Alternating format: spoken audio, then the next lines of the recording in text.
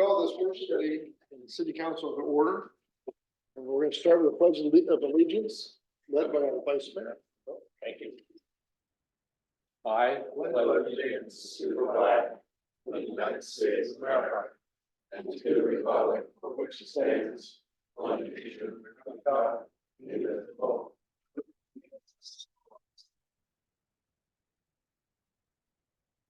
Okay, so this is a true work study where we're not going to do anything, but we're going to listen to staff on some issues that have come before the, excuse me, come before the council that we were not in agreement on, and it needed some more study. So I'm going to turn this over to our city manager. Thank you, Mr. Mayor. Mayor and council, tonight's presentation, we're going to talk about three main things. We're going to talk about playgrounds, vehicle advertising on residential properties, and golf cart street restrictions and golf cart pathways. And John is going with the first two items, which again are playgrounds and vehicle advertising. Thank you, Matthew. Mayor, council, good evening. So as Matthew indicated, I'll start with the first two topics. You might recall that at your March meeting, let's see if I can get this to work. There it goes. At your March meeting, I presented a draft ordinance that included just some cleanup items.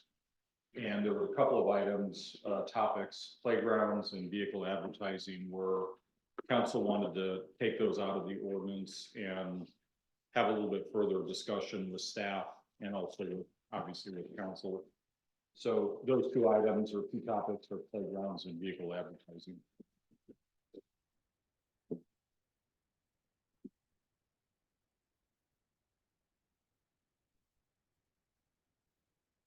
The first topic, playgrounds. So a number of years ago, we vetted with council trampolines, and the proposal that we're like to bring forward in ordinance form is to retitle that particular code, subsection of the code, to include playgrounds. And so the way it reads now is trampolines are allowed in Litchfield Park in a controlled environment.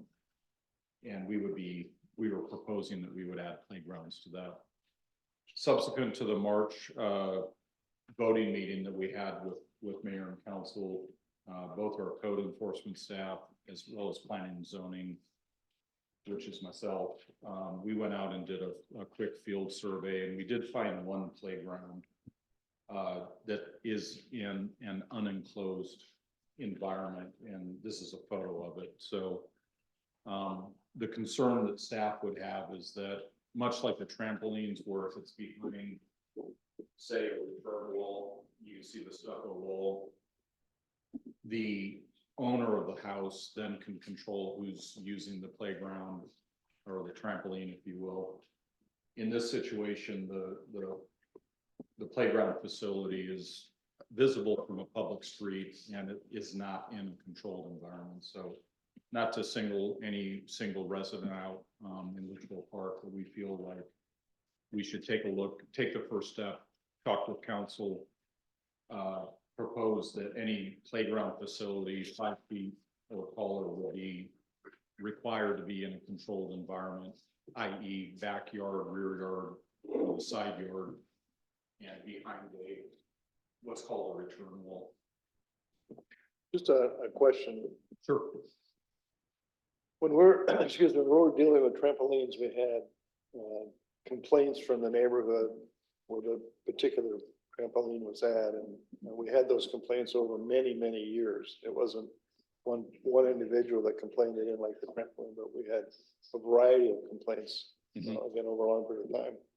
And there was a concern that if a child walked along and was enticed to go over and start jumping on the trampoline, they could actually seriously hurt themselves. So I'm wondering if you've had any complaints from any of the neighbors around this particular playground. Mayor, council, none that I'm aware of. Have they had no injuries that we know of? Not that I'm aware of. And that, I guess that's the thing that, that bothers me.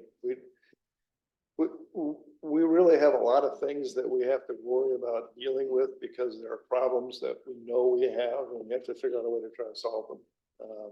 But when we go out and work on something that is not a problem, we're not getting complaints, we're not getting injuries. It's just less enticing in terms of taking up council time to do it. And that, I mean, I don't know if anyone else on the council feels that way, but I just, if there's not a problem, I don't like inventing a solution. If we knew that even a particular part of this playground was dangerous, and we were gonna worry about somebody getting hurt. But if you look at that, that's a swing set that's pretty consistent with swing sets we have in the park. It's a pretty small little slide. I mean, I don't know. I would be more interested if we had neighbors who were saying that there's a problem with having this in the front yard. And it looks like they've got it in a nice little area in the front yard. So Councilman Brainerd. I'm just concerned because I think it presents an attractive nuisance that I think we could end up arguably having let it be there with our previous decision regarding the trampolines. I think we could be found maybe liable in a lawsuit. And if we only have one, I would suggest maybe that we contact the owner and make sure that they carry a rider on their insurance to cover any accidents that might happen, and then move forward with some appropriate zoning design that makes sense. But grandfather this particular one in if they're willing to carry the insurance. I don't know if we have authority to require that, but it certainly, it would be smart if there was insurance on it. Mr. Vice Mayor. First off, it's great to see the mayor take a point on one of these issues and just sit back and let us take the heat. Please strike from the record everything I said. But no, I agree with you 100%. This is a solution to a problem we don't seem to have. And I kind of believe less government's best government. Until we have a problem, why address it? And why is this any different than all the parks we have with all the playground equipment and all the parks that is open to anybody to go over there and use? I don't see where it's an issue. I would say it's a big difference because the equipment that we're putting in these parks is engineered to be for kids. You know that the chain on that swing is going to be a lot different than the chain on any of the swings in our parks. This isn't engineered in the same way that the park equipment. And we pay for it. I mean, it's obviously in the price, but it seems to me that there's a real liability going on here. And if you know, is that on the neighbor's yard or is that still on his yard? It doesn't really matter in this instance, but somebody has a liability there that they may not realize. And I do remember when I was early on when I got on council, we were struggling with the trampoline in the guy's front yard. Well, it's a different setting, but I'll give you what I remember from law school, and that is until somebody gets hurt on there, you have no reason to worry about liability. If somebody gets hurt on it, the next child who gets hurt, you're gonna have liability. But the first one is it's like the free dog, every dog gets one bite. This isn't a situation where there's anything that's gonna tell you that you've got liability if no one's ever been hurt. That's what I really asked about that question. But what about last year, which this bothered me, when we took away the swings that were, remember? Because they were on city property. Okay, It was a city tree, Oh. and I didn't really like that either, but it was because our insurance company told us that they would not cover injuries gotcha. if we left them there. Yeah, okay. Mayor and council, just Different to situation. add on, so this house, it's a gorgeous house, it went through DRB, Design Review Board, probably 18 months ago. The house has been remodeled. Neither planning nor code compliance has engaged the owner to see if they could move it. We obviously don't have the authority for that since we don't, the current code does not require it to be in the backyard or a side yard, but just an FYI, it has been, the house has been remodeled and a lot of reinvestment in the property. Was this swing there when the house was remodeled? Mayor, council, I don't recall when the photo was taken, you can see there's some palace. I think that was for the new driveway that went in. is going in, the landscaping, the owner's been making a lot of investment in the property, both with the facade of the actual house as well as the hardscape and the landscape. So I'm not sure how long the playground set has been in the street. So I didn't mean to interrupt you. No, that's okay. Are you finished or? Yes, I am. You have more, No, I'm good. more stuff? And I don't know if there's, in terms of, I think the council may be divided on this issue. So Mr. City Manager, you can just take that and figure out what you want to do. If you want to bring back an ordinance, and it may be supported by the other. I don't know, Councilman Claire, Councilman Claire, are you here? Yes, sir, I am. Do you have anything to say on this playground in the front people's front yards or side yards? You know, I kind of go on what you and Paul said earlier is, I think, no reason to legislate something until we have a reason to do so. So I'd rather have less government than more.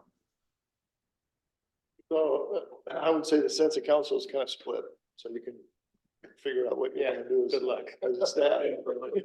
All right. Thank you, Mayor and Council. Ready? Can I add just one comment? You won't get a vote even if you have paper. Either way, it's not. Can I add one more comment? Uh-huh. You know, it's a sweet little playground and it's nice and it looks like it's well built and well maintained. But if we allow one without having any kind of requirements on it or any kind of inspection of it, what's to keep Joe Handyman from going out and building his own and not getting one? That one looks like it's been designed and probably purchased as a kid. Maybe that's the path staff should take, is I'm sure that it's the, you know, anyone that's, anything that's out in the front yard is been engineered properly and it's built safely so that we don't have to go. It's what we're concerned about is somebody, either we're concerned about neighbors getting upset because they don't like playgrounds in their next door neighbor, for, you know, for whatever reason, or somebody getting hurt on it. So maybe there's a path that way, you know, there's some standard that can be applied to it, that it's, it can have it in the front yard, it's got to meet some recognized engineering standard, I don't know. Okay. So that would be a possibility. Thank you, Mayor and Council. The next topic is vehicle advertising. Again, we had discussed this as part of a city code amendment at your March meeting. And we've pulled this topic out of the ordinance. And done quite a bit of study since your March meeting. So vehicle advertising, the current code defers back to the zoning code, section 35.02A, portable signs. We deal with that today in all over the city relative to either school events, school activities, or commercial businesses. The current zoning code does not include signs attached to or painted on vehicles parked and visible from public rights of way, unless said vehicle is used in normal day-to-day operations of a business.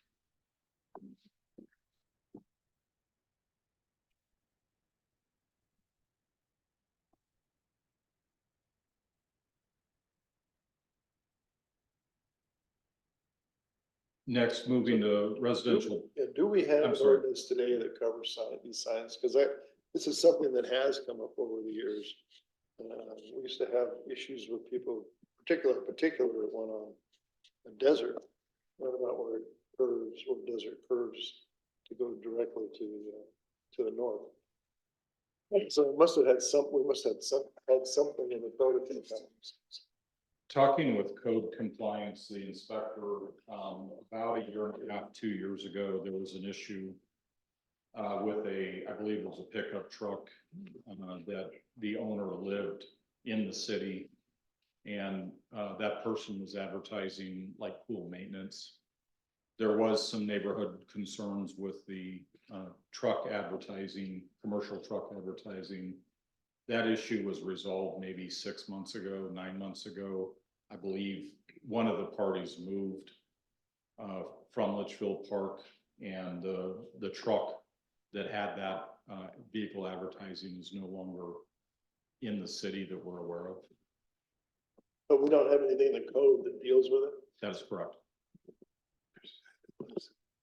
So what we're looking at is under the residential parking section of the code 12-4-7 is that a vehicle or trailer that displays any commercial business advertising shall be parked in an enclosed garage under a car cover or behind a return wall and shall not be visible from a public street.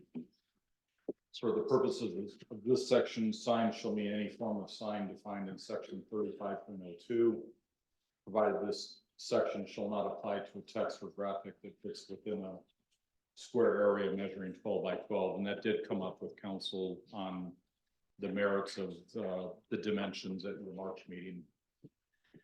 We do want to make a distinction that vehicles that would include the some kind of like a stick figure, figurine with the family, the dog and the cats on the back of the vehicle would not apply, nor would the in loving memory of an individual with, you know, dates of birth and passing. So that would not apply to this.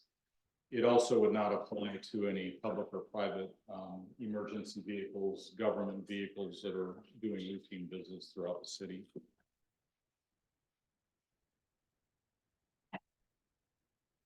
So what are other cities doing? We benchmarked against the town of Paradise Valley, and our code inspector, she's been helping me on navigating some of the other codes, not just in our city, but she also talked to somebody with the town of Paradise Valley. So I'll go through quickly the 5 bullet points that came out of a conversation with Paradise Valley staff. No commercial vehicles are allowed on any residential lot. General rule of thumb, the practice in Paradise Valley is that if the vehicle is larger than a normal family vehicle and has advertising, it would not be allowed. The inspector over in PV said this is not really an issue in their community.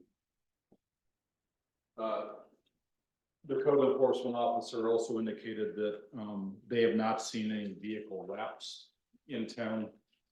And if they did find one, they would give a courtesy notice to the owner to basically not have that visible from that vehicle visible from public view. The code out there would not prohibit vehicles with signage related to real estate agents, those involved in real estate brokerage. If a vehicle had a Gary's Garage advertising or a Matthews Insurance Company, the town would ask the vehicle owner to shield that vehicle from public view. The vehicle could be in a garage, behind a wall, or under a car cover. And then finally, the most common violation in Paradise Valley is that most of the lots, there are about acre lots in Paradise Valley, and code enforcement staff out there doesn't really feel like they have this as an issue in their town.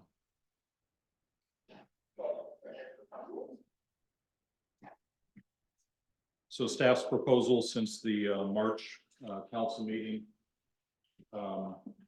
We have 4 points. The bottom one is new, and I'll get to that momentarily. So we do feel there should be some review or codes relative to vehicle signage. Commercial business advertising should say that they would not be visible from a public street. So the owner would have an option to either park it, and we're talking about residential properties here, would be to park the vehicle in a garage under a professional grade car cover or behind a return wall where it's not visible from public view. Vehicles, if they have like magnets, vehicle advertising magnets, we would ask that they be removed when the vehicle is parked at home, or have the vehicle hidden from public view as noted above there. Vehicle advertising would not be allowed greater than the 12 by 12, and we're looking for staff council input on that, staff is. And then finally, Matthew and I talked about this earlier in the week, is looking at potentially a code that would restrict the folks that have vehicle dealer tags or license plates on their vehicles, that no more than 2 of those types of vehicles with that type of temporary plate would be allowed from a public street. More than 2 dealer tag vehicles would be required to be hidden again in a garage, under a car cover, or behind a return wall. John, do you mind if I elaborate on that one just for a second? That one's a little interesting. Yeah. On the vehicle tag. So just to be clear, what we mean by a dealer tag. We don't mean a tag where you bought a car and have the plate on the front of your bumper. What we mean is your classic blue dealer tag that starts with the letters DL, like a dealer would have if they're a professional car dealer. That's what we say when we're talking about dealer tag. The reason we say not more than 2 is, say, for example, you had a husband and a wife that both happen to be car dealers. A lot of times dealers have a dealership vehicle as part of their job contract. They have a take-home dealer vehicle, and sometimes they'll drive a different car every day. And that's okay, as long as they just have one. So say they both drive one dealer car home every day. What we're trying to prevent is 5 or 6, right? It's one thing to have 1 or 2, but you can't be bringing 5 or 6 cars, and we can't store these dealership vehicles at your personal residence. So that's the reason we said 2. So, because again, you might have that situation, but trying to make it flexible enough where someone could do that, but not have too many at the same time. So I hope that makes sense. As far as on the signage too, we tried to cover, we're more interested in content than we are size. As John said, we're not concerned about a stick figure family. We're not concerned about it in memory of dad, that sort of thing. What we're talking about here, obviously, is John's karate studio on the side of his Tahoe, that sort of thing. Okay. And again, we're more interested in content. That's why you see vehicles with commercial advertising. Commercial advertising is the important part of that. Maybe 12 by 12 is the right size. Maybe it's too small. That's just the staff. Again, we want to take council's temperature on these issues and see what you guys think. That's why we're here in this work session. But I think it's more important to focus on the commercial advertising rather than 12 by 12. John? So what is it, if it's 12, it was less than 12 by 12, and even though it's commercial advertising, it's okay? Yes, sir. And the reason we did that, because say, for example, you had, Bob Jones Ford on your tailgate. That is commercial advertising, but that's okay. Because it's not your business. It gets very subjective. That's why we made the 12 by 12. Okay, so first of all, 12 by 12 is just a little bigger than this. I don't know, that's, Actually smaller than this. yeah, so I don't know many people who have a commercial business who put something that small on a vehicle, just because it's unreadable. Right. So if we're really truly trying to stop the advertising, then 12 by 12 is too small, I think. And then I have a question. If I have a friend whose daughter's now owns the house, and her husband drives a work truck. He's a welder. On the side is the name of the business, but it's not saying, hey, buy welding from so-and-so, but it's identifying the vehicle. So when they arrive, you know who it is. It's a large truck, and it won't go into a standard garage because it's too tall. So, what do we do about that? Are we concerned about this vehicle being commercial or just the advertising? Under this code, that vehicle could not be there. Unless, if it was changed, obviously, it would have to be either in a garage, under a cover, or behind the wall. Again, if the code is changed. So the last one here, the private residence situation with dealer plates, we have this problem right now, correct? Yes, ma'am. Just confirming. Mr. Mayor? Was that? Claire? No, I'm sorry, Councilman Claire. Claire, okay. Yeah, a question on the more than 2 dealer tag plates. Can we also put the paper plates so that a dealer that has access to paper plates does not just rotate those in and out as well? Yes, sir, we could certainly do that. Thank you. You say paper plate? Temporary plates. Paper plates. Have a paper plate, it has to be a type That's wrong. of registration. I would like to see that 12 by 12 go to 12 by 18. It just, this is 11 by 17. So it's gonna be just about this size, and that's still pretty small, especially if you're trying to get a phone number. It's readable. Mr. Raisman, thank you. What does this mean with your required, your 12x12?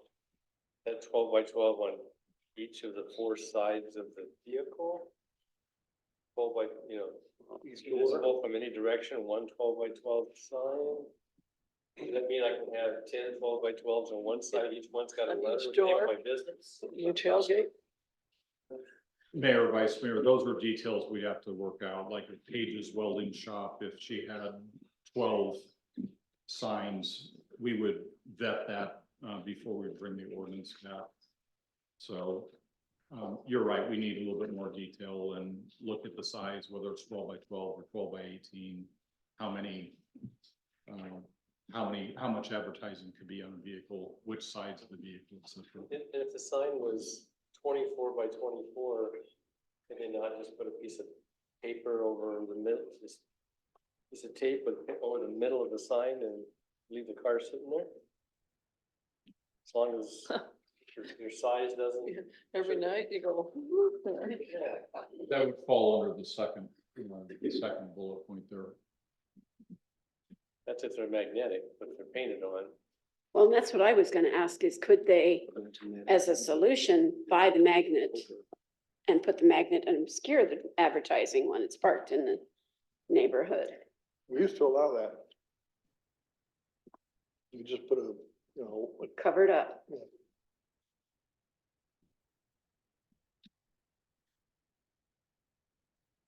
So let me ask you on the, I was thinking the size would be the real concern versus the content. It seems that that's true. So if you don't have a size, how do you make the distinction between advertising John's Karate Studio and having the dealership that John brought his truck from on his tailgate? How do you make that distinction between Paul plate Ford in the back of his tailgate? How is that okay? But John's Karate Studio is not. You know what I'm saying? How do we make that distinction? Because the dealership is advertising, but it's not his business. How would we make that distinction? Then why could a realtor wrap your entire vehicle and not be in violation of the proposal that the realtor is doing? They should be. They should be in violation. Like, cover that as well, absolutely. I think the You suggestion was. have to be in the garage. Just like Southwest, the Kick-Ass one, they, I have the Suburban wrapped in it, but they park in the garage. They live on, right there, yes, Mr. City Attorney. If I could, Mayor, one concern I would have if you start getting into content-based regulations is you run afoul of the Supreme Court decision in the Gilbert case. And we would want to definitely make sure that we're not doing anything that would violate First Amendment rights or the issues that were addressed in that case. So I would recommend steering clear of content-based type regulations as opposed to more of the Size. size. Is allowing realtors content-based? Yeah, because I mean, that was one of the main arguments there was that that Gilbert was allowing directional signs for homes and home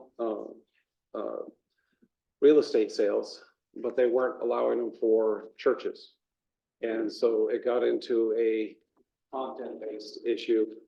So you could either say no signs at all, or if you allow signs, you can regulate the size and location of those signs, but you can't regulate the content of those signs. Staff has talked about this a lot as far as types of businesses, like defining what a commercial business is.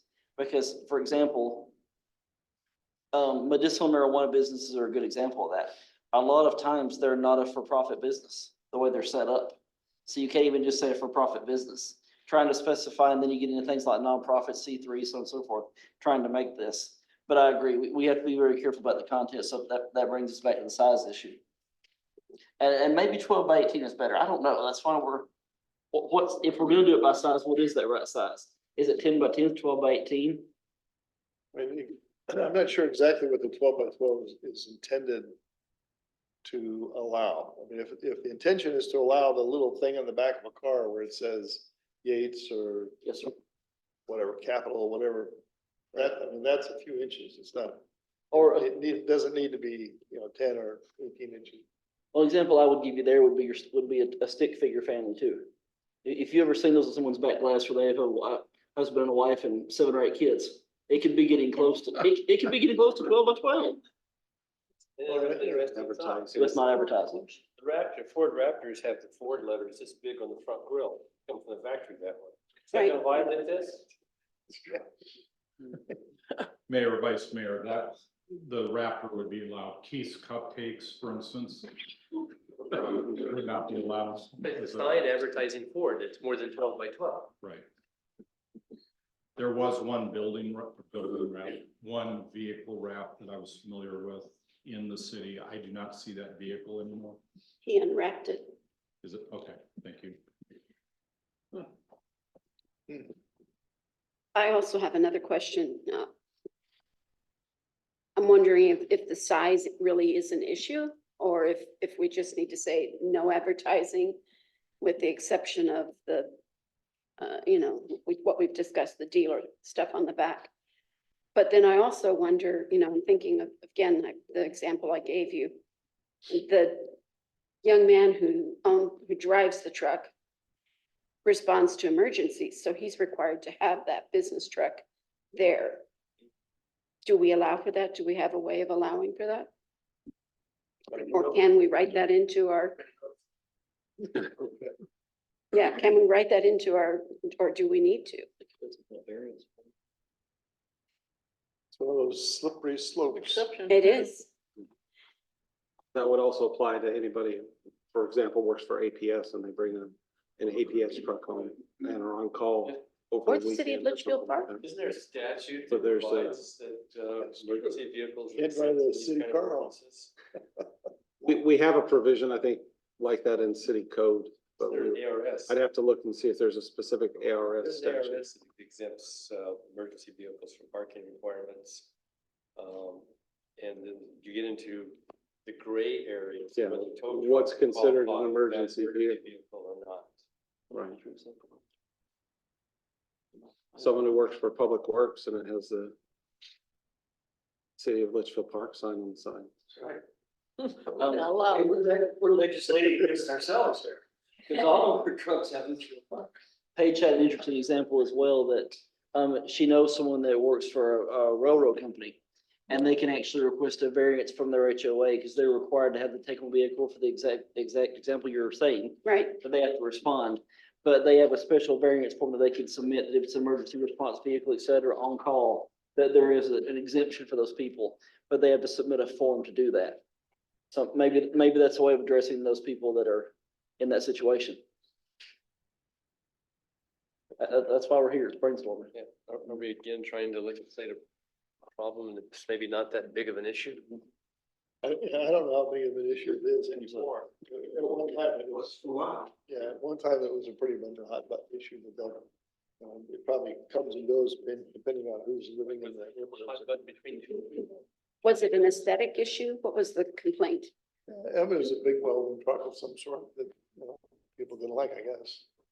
We had a bunch of trucks. It wasn't just one. Yeah, but man, they're more. These big dually trucks that park with trailers attached to the back of them. and We stuff. got an ordinance against that. I know.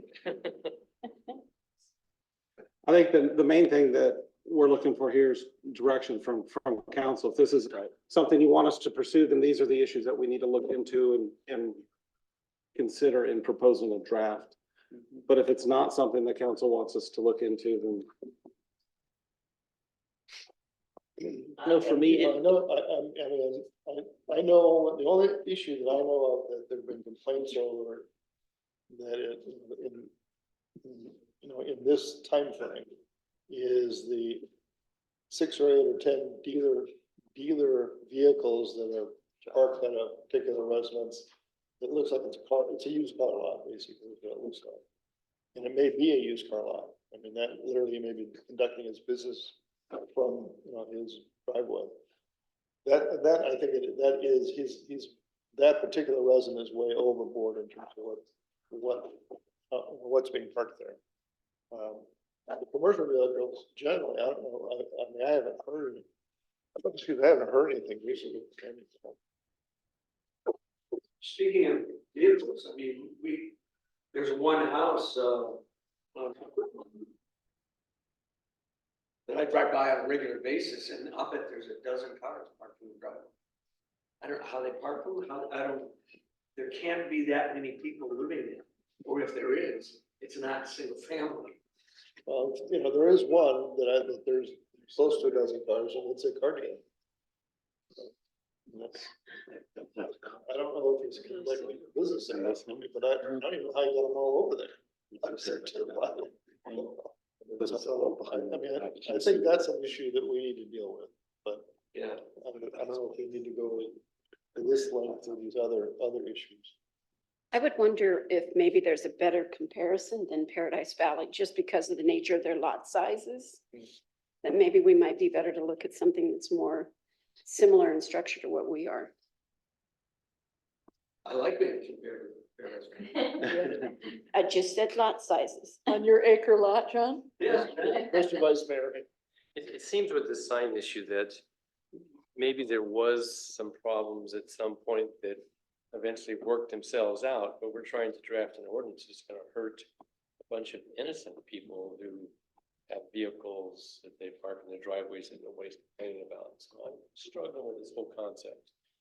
Now, parking a dozen cars for sale, that's, curb and cars, I mean, it's probably. No, There's an the issue neighbors with- are complaining. Yeah, absolutely. But there may be an issue with MBD for the license. No, I mean, you can get a dealer, you can become a dealer and you can have a place of business at your house. It violates probably some ordinances, if that's what he's done in this case. But I think he has a place of business other than his house, but he seems to keep all his cars in his house. I think you can have it at your house. I think you have to have it commercially zoned. You have to have 2 parking spaces for that dealership. And you have to have a sign visible for 300 feet in the direction on the road. I know a situation where that's not the case. The broker's license might be. And it's a broker, I think it was a broker. Might be a broker. I mean, but I think it would be a good idea to do a couple things. One is you can do some surveillance throughout the neighborhoods and see, how big of a problem is this? See, We found 7, right, John? Wasn't there? Correct. It was 7? 6 or 7 vehicles. The very first slide you saw in this section, that was actual cars in the city that have advertising on them. I think it was 6 or 7 cars.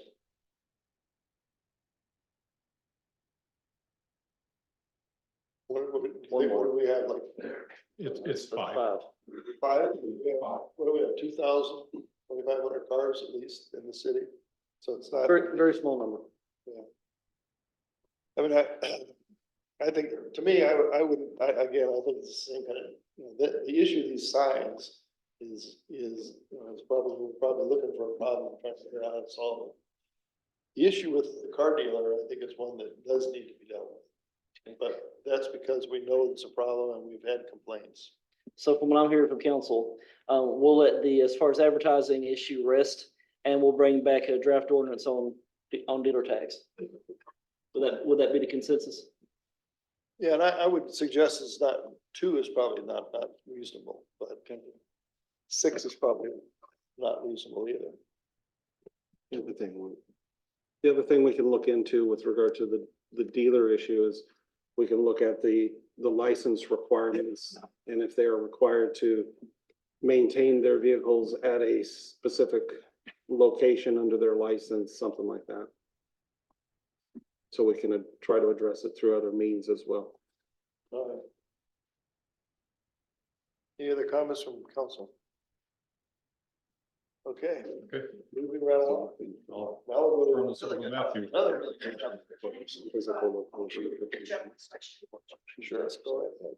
Could you also look into whether or not family members who are not employees are allowed to drive? Because I'm thinking, No, father who owns a dealership, his wife drives a dealer car and he gives one to his 18-year-old son and one to his 16-year-old daughter. there really isn't a lot of restrictions with regard to the tags and how they're used. It's up to, the dealer has to pay for each plate that he has. Right. So if they're using those for family members and stuff, there's really not a lot of regulation on that, on how that's regulated. But I do know, like, for example, with the dealer license application, they ask for and require photos of the location, the site location and stuff like that. So I can look in to see if a physical location is a requirement and if they're storing vehicles somewhere else other than that physical location, if that's an issue under their licensure provisions. I mean, that, the issue that we have with this, with that particular resident, it should not bleed over and impact everybody who happens to have car dealer, car plates that uses a car from a dealership that they own or manage or whatever. I think we haven't had a problem with that. And I'm very familiar with the issue because when I lived in Scottsdale, the neighbor directly across the street from me owned a large dealership and routinely had 12 to 15 cars on his lot, on his residential property that was always being cycled because he was doing some of his stuff from the house. And that's probably inappropriate. Okay. Thank you, Mayor and Council. Now we're gonna get into golf cart possible restrictions and then golf cart connectivity. What concerns are there? Golf carts, traffic, speeding, pathways, and crosswalks. So at current counts, Litchfield Road sees 18,000 cars per day. Dysart sees 29,000 cars per day, and Camelback sees 22,000 cars per day.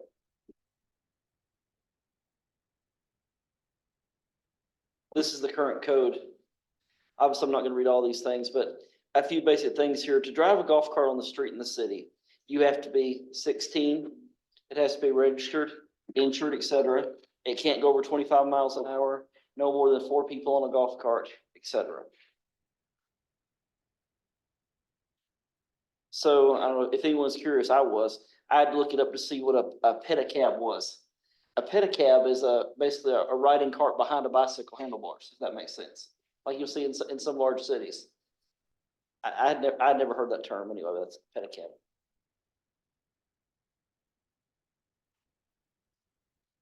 Currently, Litchfield Park streets with posted speed limits of 35 or under are golf cart eligible.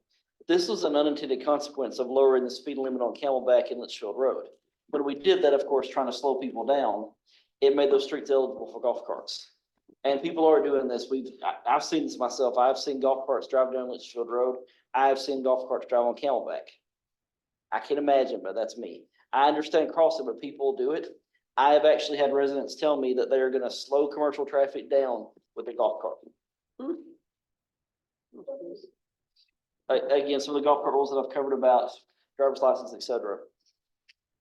Also, golf carts cannot be driven on sidewalks. There's a difference between a pathway and a sidewalk. Another thing I would tell you, there seems to be a common misconception in the community that if it's a rose-colored pathway, it's golf cart eligible. That is not true. We have some 4-foot pathways that are rose-colored. So just because it's road colored doesn't mean it's golf cart eligible. To be a true multi-use pathway, what a multi-use pathway means is it needs to be wide enough for a golf cart and pedestrians at the same time without hitting each other. Thus, a truth pathway needs to be at least 8 feet wide. But some of these are only 4 feet wide and are pink. You can see the different examples in the community. There are areas that are kosher right now to be golf cart pathways, but there's some that are colored and that are not suitable. And they're 8 feet wide, not 6 feet wide. No, sir, I'm saying a multi-use pathway should be 8 feet wide. Our pathways are not 8 feet wide. Not all of them. They're like in front of City Hall is rose colored and it's only about 3.5. But the ones that are actual pathways how wide are those? Multi-use paths such as on the north side of Fairway, those are 8 feet plus. Those are 8. Old Litchfield Road, that, And Old Litchfield Road where Stag's Park is.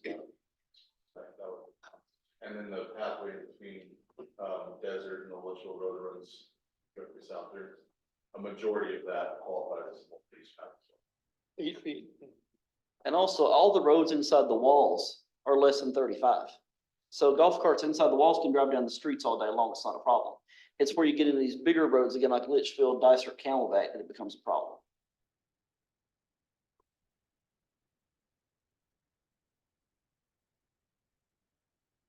proposed ordinance. Just to simplify this, basically it makes the change that golf carts aren't eligible for roads that are 35 or greater. So that would mean that golf carts would not be allowed on Camelback, Litchfield, or Dysart. And of course, the roads that are already affected today. Just as a note, we didn't include Indian School. The reason we didn't include Indian Schools because Indian School is not our road. So just for public knowledge. Also, that if they are crossing these restricted streets, that they must use a crosswalk or an underpass. We did check that. That was a question the Vice Mayor had before, if golf carts can use a crosswalk, and yes, they can. The issue with that is, for example, on Camelback, if you're trying to cross Camelback between Dysart and Litchfield Road, under this, you legally couldn't. You'd have to go all the way down to one of the crosswalks to legally cross it. And if you're in the very middle, such as at Villanueva, you're having to go down. And that'll bring me to pathways in just a second. And again, as I said, just because it's rose colored does not mean it's a golf cart pathway. Again, restrict on streets of speed limits of 35 or greater. They could only cross those restricted streets at crosswalk or underpass. We would look to do development of a long-term CIP plan for multi-use pathways. For our residents here, when I say CIP plan, I mean a capital improvement plan. We would require all future developers to construct multi-use pathways in these areas through their offsites. Pathways or curbs that are painted in a rose color, again, same issue there. We would look to do this in phases. Obviously, this is a long-term goal if we choose to do this. So it could be over 10, 20 years. But the biggest thing is just planning for it. Phase one would be the Litchfield Greens connector. As you guys know, there's a pathway right now that comes down Litchfield Road along Litchfield Greens. However, it is not a multi-use pathway. It's not wide enough. Also, if you've ever walked or driven on it, a lot of curves, a lot of uneven grades. It could be widened out. It could be added on to. You may be better off just to tear it out and build a new one. I don't know. We haven't gotten that point yet, but I would recommend that be the first section. And the reason why I say that is because if you make it so they can't drive on Litchfield Greens, the pathway is not suitable for a golf cart. There's no way to legally get there down to the underpass. Staff estimates to do that. Who do you think owns that pathway? Litchfield Greens does, sir. So it's not even the city's. It's a combination. It varies in and out of budget, so I guess about half. So of course, we would need permission from Litchfield Greens to do that or get the right of way or et cetera. Phase two would be what I'm calling the Sun Health Connector. What I mean by that is it's in the 2020 Sun Health Development Agreement that when they do the improvements on their property, that they have to build an 8-foot multi-use pathway along Camelback and Litchfield Road. Again, that's already in the DA. One thing I would point out to you there is that that's only on their side of the property. And for example, on Camelback Road, that would be on the Sun Health side, but there is no pathway on the south side.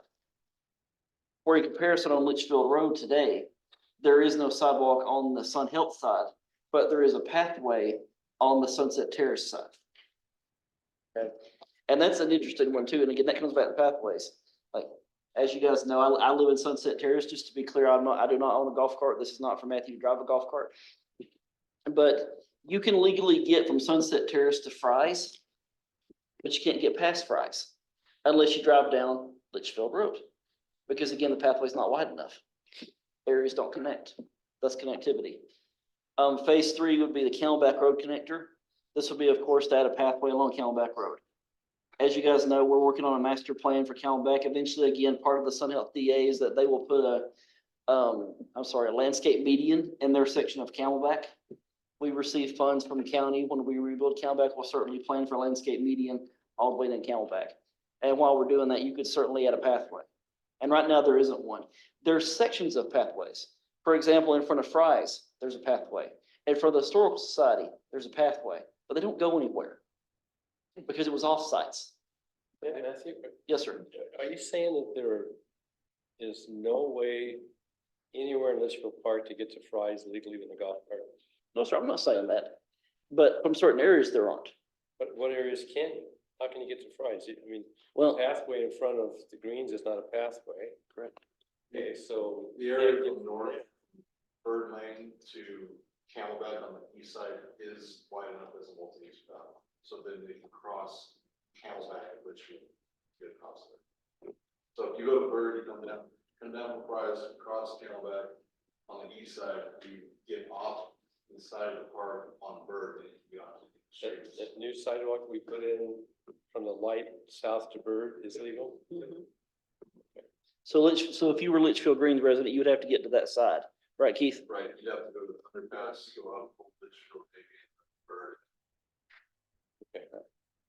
And you may remember as well, it's in the current CIP to put in a curb and gutter on Litchfield Road, because there isn't one there today. There is on the Litchfield Green side, but not on the Wall side. The phase 3 estimate is $1.1 million. Phase 4 is Dysart. This was 1.6. There is no sidewalk there. There's no pathway there. There's no curb and gutter there. If you'll drive, I invite you, drive down Dysart and you'll notice there's a dirt path you can see that people are using. I'm not saying it's gonna be a golf cart, it's more likely pedestrian, but there's definitely a pathway that people are using. One thing I would say on this is I wouldn't take it all the way to Indian School. I would take it down to the southern entrance to Villanueva. And again, because Indian School's not ours. So that's just 4 phases of golf cart connectivity. And again, this could be 5, 10, 20 years, depends how long you want to stretch it out. But if we're gonna restrict streets where you can't drive on Litchfield, Dysart, or Camelback for safety reasons, then we have to at least make a plan for golf cart connectivity where people can legally get from point A to point B, if we're gonna be a golf cart community. If that makes sense. This is hard to see, but look at the different colors.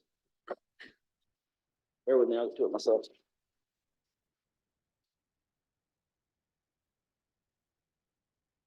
So of course, the black line is city limits.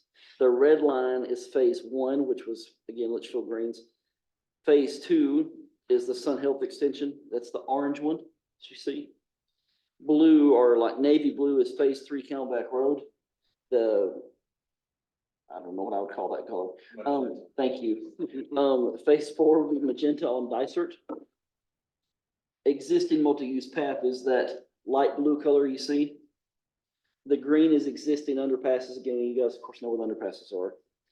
And the pink area would be where we would be looking to prohibit golf carts. And of course, again, that's Litchfield, Dysart, Camelback roads. And again, golf carts would be within the walls all day long. And the reason why is because the speed limits are low. Same thing with the village. They can be on the village streets all day long. They can be on Litchfield Green streets all day long. It's connecting that becomes an issue.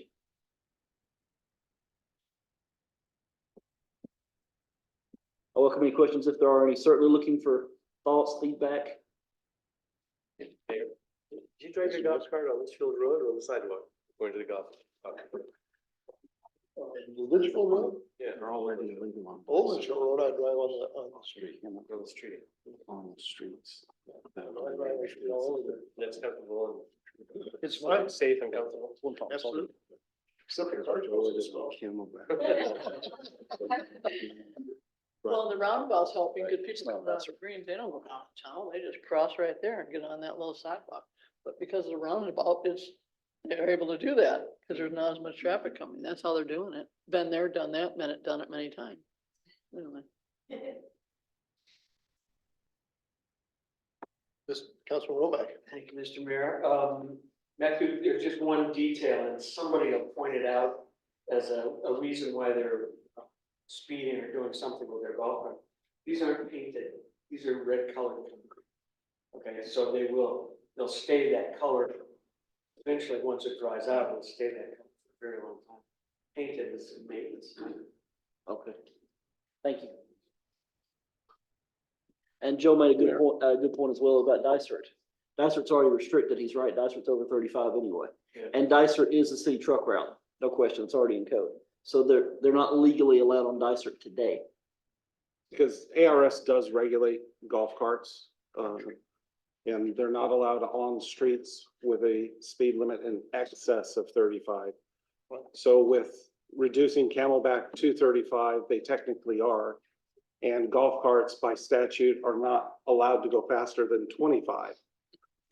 So you run into those issues with those, but they are allowed to cross over on a crossing between streets that have the higher speed limits. One other comment I would add is on connectivity, there's a lot of federal grant money for connectivity. So there are a lot of federal funds for this kind of project. That being said, as someone that's had federal funds before, they have a lot of strings. I apologize for interrupting, Mayor. All right, any other comments from council? Mr. Mayor, Yes, Councilman. should we do anything with signage on entrances to the park? Just something that clearly states that golf carts are allowed on streets less than 35 for cars to be aware of?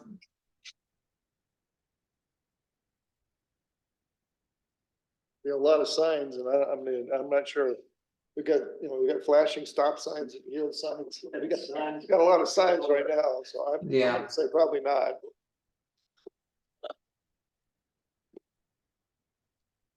Councilman Leclerc, to your point, I'm thinking if we do this, maybe we could have some kind of sign, like, for example, at the crosswalks, golf cart crossing.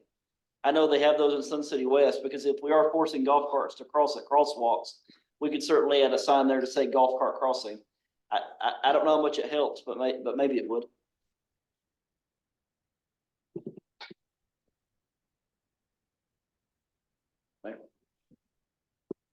All right. I think we've probably discussed this enough.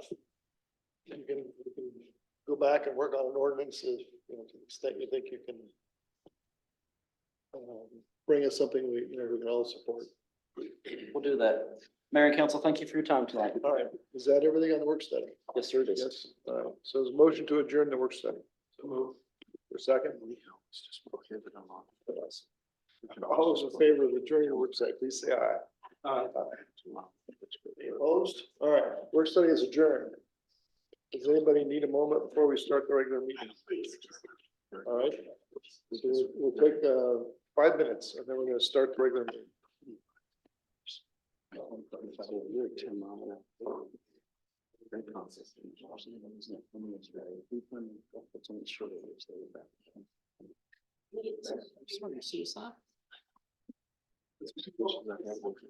California. California. Speed limit and cars towing trailers at 55. And you've got places where. And you got people going 20 miles an hour slower. I'm like, that's a hazard for me. Right. Most of going faster till it's trains. I like that speed limit 75, or Montana's even better. 80 Really? on I-15. Really? In between like St. George and. It's 80? 80.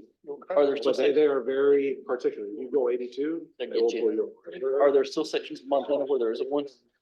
There used to be. I think so.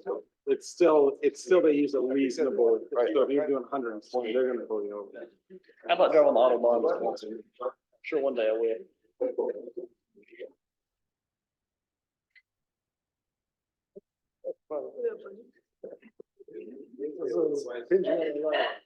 Agents for money.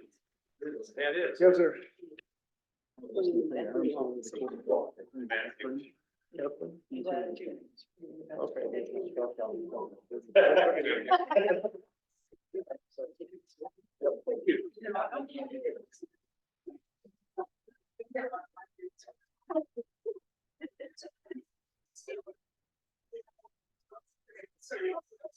That's the best.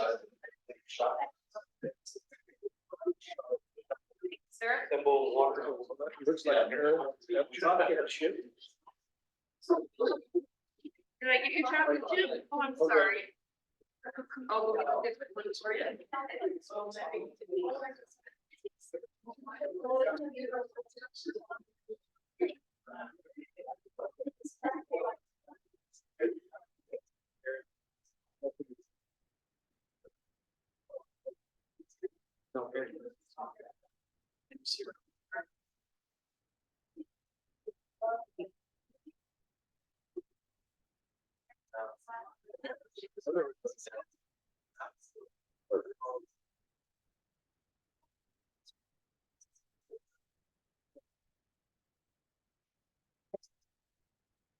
Good.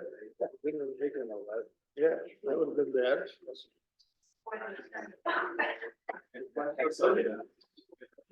What's that?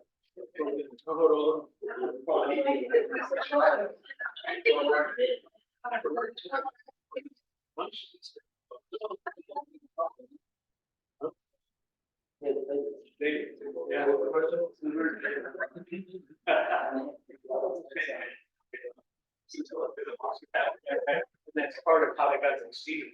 We had to make the deal. Let's try to close this thing. Yeah. 1 o'clock.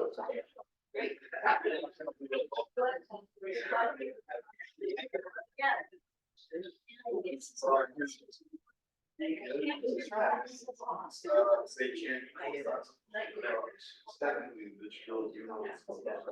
was jealous, you found a different way.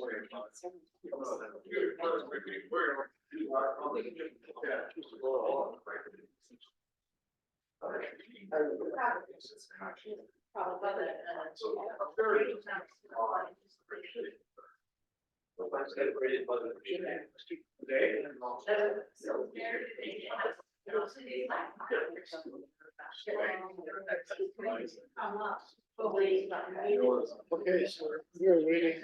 I guess I gave Lisa 5 minutes of getting leave.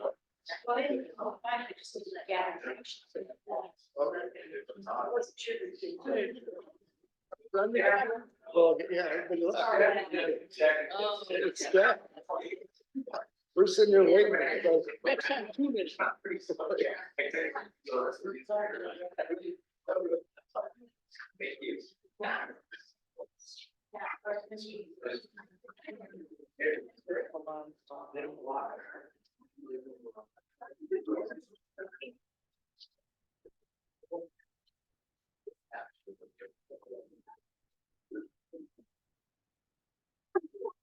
We had a city manager and a city clerk.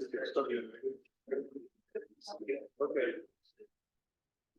We're gonna call the regular meeting to order.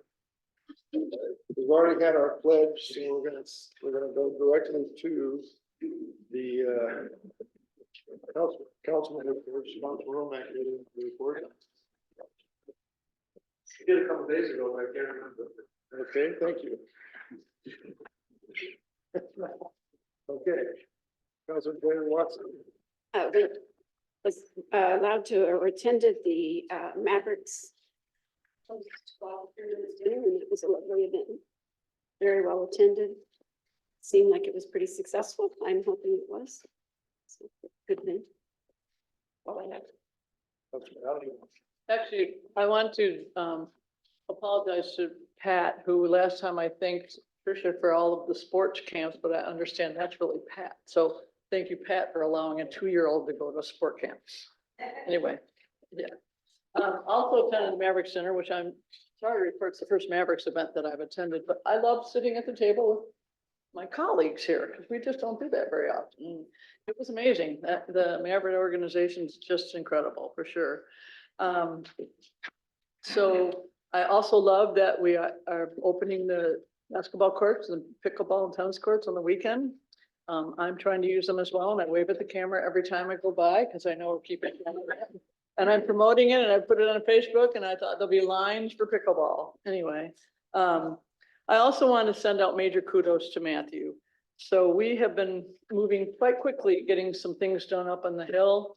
And I just want to thank you because you from the city side have made that move forward, and we continue to do that. And major yeoman that you've been working with all of the groups as well. So we don't often comment on thank you very much, but thank you very much. Thank you. I appreciate that. Yeah. All right, thank you. Yeah. Councilman Claire, do you have anything you'd like to report? Just going along with what Ann and Lisa said, the Maverick event was spectacular. It was really good. It's become a signature event in the city, and just love seeing everybody out there and enjoying themselves and able to help Make-A-Wish and the other charities involved. Thank you, Mr. Vice Mayor. Ditto, thanks. Okay, I'm just gonna say ditto too. Ditto. If we can move right along. We were all there. So. Everybody was there, except Councilman Romac wasn't there. Okay, Mr. City Manager, do you have a report? Yes, sir. You'd like to go over? Yes, sir. Mayor and council, my monthly report is in your packet, just to hit on a few high points. One, if you've seen the restroom building, #1 is going up in Litchfield Square, so the cinder block structure you can see is going up. And they're doing the grading on the second restroom. Just so everyone's clear, if it may seem odd to have 2 restrooms in one park, The reason why was the eventually our future city events are gonna be there. And you need multiple restrooms when that time comes, so that's why. But again, the larger restroom is really taking shape. As Councilmember Donahue said, we've been doing a lot of work on the Historical Society lease, and I would like to thank her and Councilmember Brian Watson as well. So they've both been working on this, and Councilmember Donahue, if she doesn't mind me saying, has really been a cheerleader on this project and really pushing it, getting it going. We appreciate all the energy behind it, because it does take that. We have provided the Historical Society a draft lease. Hopefully, we can bring that to council for approval in June, we'll see, but we are working on that. One thing on that, we are gonna be requiring a RFP on the bids for the renovation to the Litchfield house. We also gave Arizona Farm and Ranch a draft lease. It's very similar to the Historical Society lease. And of course, the Farm and Ranch lease would be for the guest cottages at the Litchfield house and also for the train depot. So again, both organizations have draft leases. Certainly, they'll be open to negotiation. And I think that's all I had. I certainly welcome any questions if there are any at this time. Yes, sir. Mayor. Thanks, Mayor. Couple of things, the survey for the lease, have you contracted for that? Yes, sir. We've got an area laid out. Yes, sir. I saw that, yeah. Okay, and the other thing was, we're gonna have to be moving some dirt in one of those days. Do we have a layout for that, are you gonna survey for that, for the train depot, so that they know where they're dumping the dirt? Yes, so we are going to be doing the D&E for that. Okay, so, Yes, sir. Yes, so sir. they gotta get rid of that dirt. We got to move the train depot as well. Yeah, okay. So a quick update on that. We did find out this week that Goodyear is planning to start rebuilding Camelback in February of 25, which means we need to get the train depot here before that. That gives us a nice hard date. We are working on getting the D&E done exactly as Councilor Romack is saying for the pad, for the foundation where the train depot is going to sit, which is at the hilltop. Any other questions for the city manager? And it's secure, just sort of, but I still am continuing to get lots of questions from citizens about Scout Hut. And I'm telling them, is it still legit that this same group that may be moving? Yeah, could move that? no question they can move it. Okay. So we're having trouble finding anyone to do the D&E for that, for the pad. You wouldn't think it would be that complicated because it's a pad, but it's because we're picking it up and moving the building. Yeah. Basically, we're gonna saw the building off the foundation and pick it up and move it. Right. So we're trying to find someone that will do the D&E for the slab for Scout Lodge. The movers we've already lined up. Yeah. We just need someone to do the D&E for the slab. You wouldn't think it would be that complicated. But it is a historic structure that we're literally sawing off the foundation. It's not quite that simple. For the residents that are here, we're planning on moving Scout Lodge from its current location across Fairway in the unfinished area of Scout Park. But people are concerned, is it gonna crumble? I said, I don't think so. We wouldn't be doing this if it was. Yeah. The train depot is a good bit of masonry. Yeah, it's even. Yeah, it's all bracing. It can be done. And the people that are doing this is what they do all the time. Mhm. Matthew, for those people who might not know about the train depot, could you just explain? Absolutely. So when we talk about the train depot, there's an old train depot that has been sitting in the city of Goodyear on a trailer since 2006. It is known as the Litchfield Train Depot. Originally, when trains would come in, people would get off at the Litchfield Train Depot and they would come here. Goodyear had intentions on plans to do with it. Nothing really came to fruition. And we think it was built by the same people that built the Wigwam and that built the Litchfield house because it has common themes. For example, the cowbells. If you're familiar with the cowbell decorations that are in the Litchfield house and that are in the Wigwam, they're in this train depot as well. We can't prove that they were built by the same people, but probably. Also, it has a lot of the same features. It has a lot of the historic pieces. The Litchfield train sign is still there. The original gas lighting is still there. There's a lot of historic features there, but again, it's mostly a shell. And we would bring it up 303 and through Camelback Road. It'll be a very interesting move to see it done. But we would really like to save this building. It's there because Litchfield Park was here. And we'd like to save this building and make it part of the Hilltop project. We'll bring it to the hilltop. So we're part of the campus of the hilltop. We're gonna see how many old buildings we can move in a year. That's right. Yeah. We've been working on moving this for about 2.5 years, so we're not gonna move very many in a year. It'll be like seeing the eclipse. People are gonna come out at 2 o'clock in the morning, watch this thing come down the road. It'll be moving pretty slow, so you'll have plenty of time. Any other questions for the city manager? No. All right, so we'll go on to the response to last meeting's call of the community. The response provided to Mr. Hartman by the city manager, so there's no more comment that needs to be made on his questions. That brings us to this meeting's call of the community. This is an opportunity for individuals to address the council on a non-agenda item. So for something that's not on our agenda, we have a request to speak form, which has been filled out by a few people. And they are welcome to address the council on whatever topic they want to talk about. They have 3 minutes. And because of open meeting laws, we are not permitted to answer questions that you may raise in the call of community. But we will give you an answer at least by our next regularly scheduled meeting. And if not, it could be before then if the city manager needs to get involved and he may provide an answer ahead of time. So with that, we have 2 requests to speak at the call of community. The first one that was turned in was from Hadley Harper. Is Hadley Harper here? Would you like to come up and to the podium, maybe move the microphone down just a little bit so that we can hear you. And Lexi, Ben, push it right on down. There you go.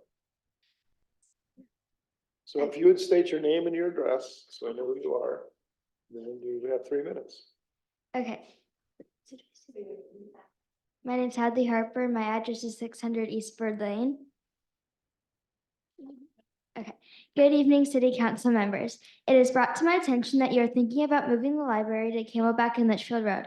I don't want you to make the change, and here's why. First, it's easily accessible. Where the library is currently located, families can easily access it. If you move it, it will be kind of hidden and it will be hard for families to know where it is. Second, safety. If anybody wants to walk to the library at its new location, they will have to cross the main road. However, where the library currently is, it's a safe walk. For example, if a kid that's around 12 years old wants to walk to the library, you don't want them crossing Camelback Road. The street it's on is fine. Third, school. As you know, many students from Litchfield Elementary come to the library after school to hang out. If you move it, either they will walk to the new location and potentially get hurt or have nowhere to go after school. Fourth, history. The library is historic and has been there since 1972. Changing it will ruin the legacy.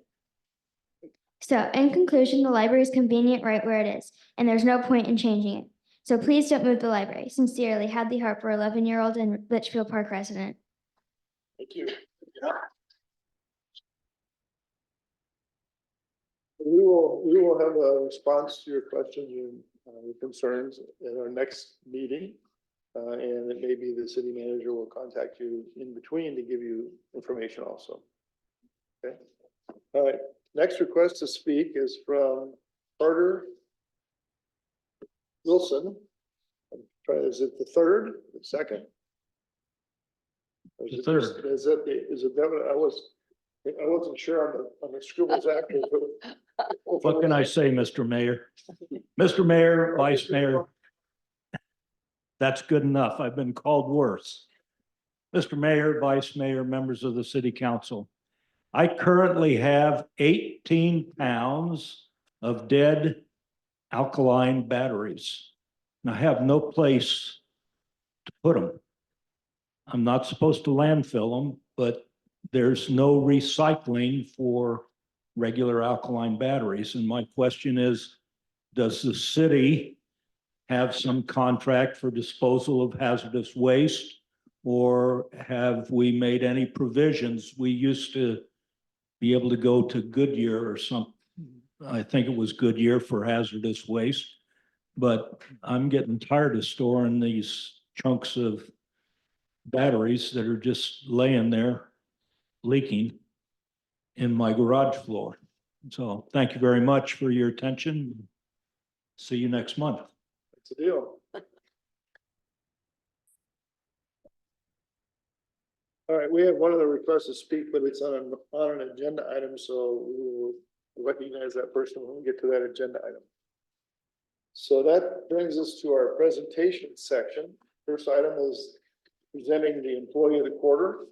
Employee of the quarter is one of the special things that we get to do as a council because we get to recognize the employee within our city organization that has been voted by other employees in the city as the best employee for the quarter. The one that's been most responsible that they know for doing a great job and fulfilling our responsibility and our duties to our residents. So this quarter, our recipient is Aaron Pacheco. Aaron, are you here?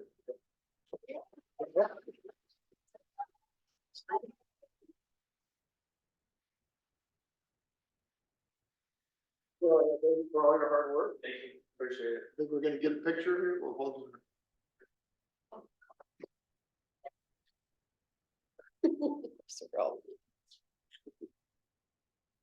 All right. Yeah, thank you. You're welcome.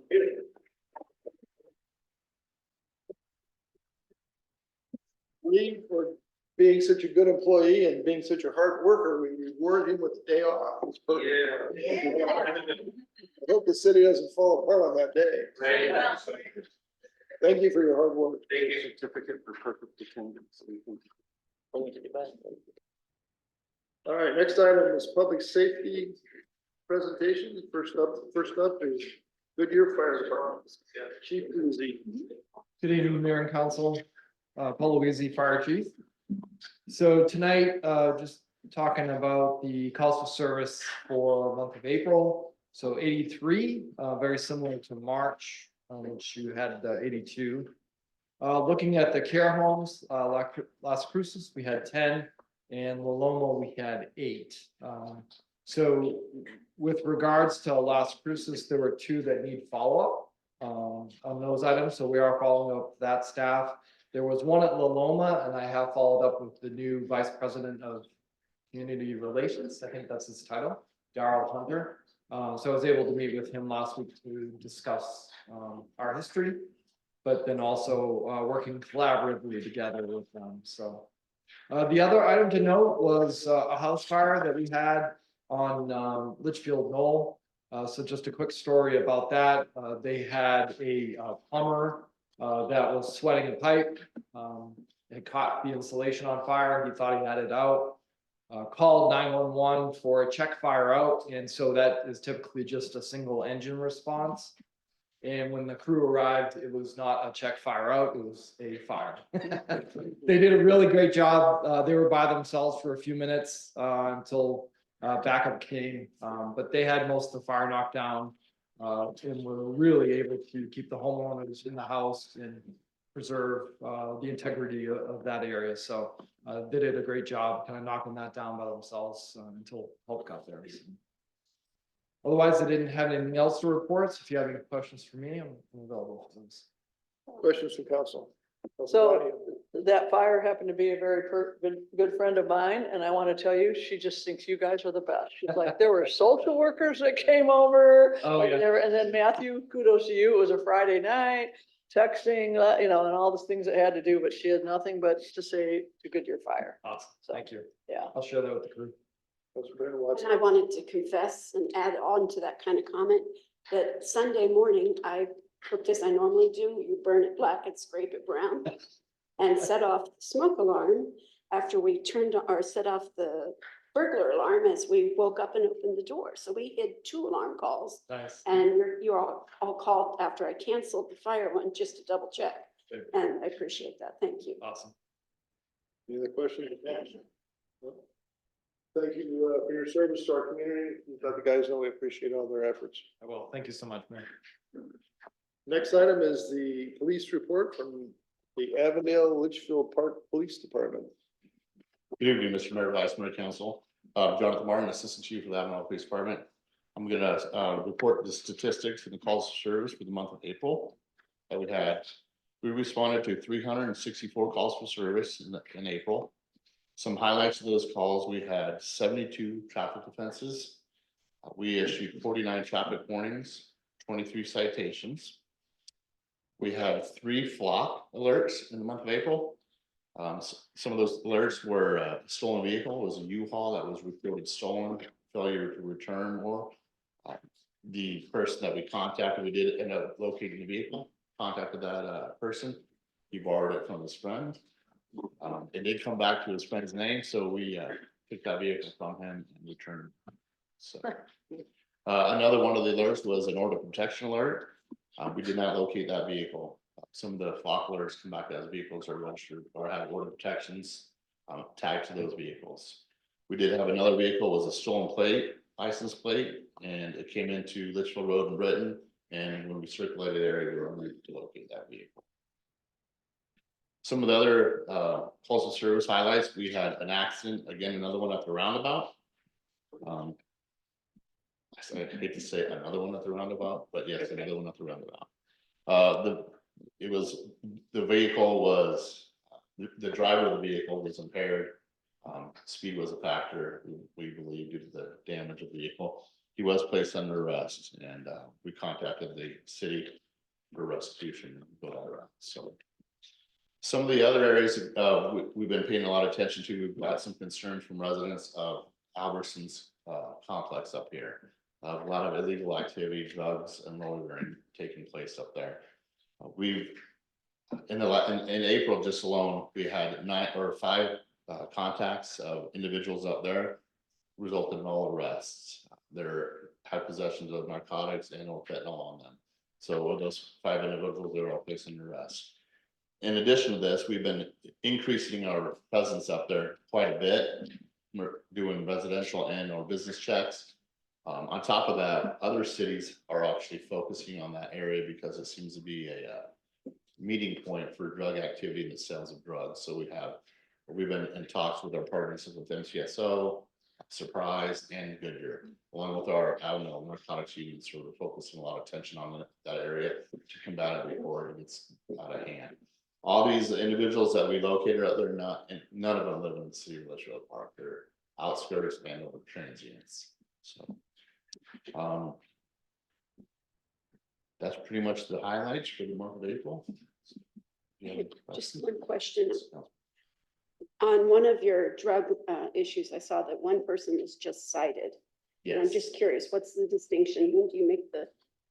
So they have paraphernalia on them, which is not, it's not a, I won't say a big crime, but they also had a bunch of medical issues. So we took them to the hospital.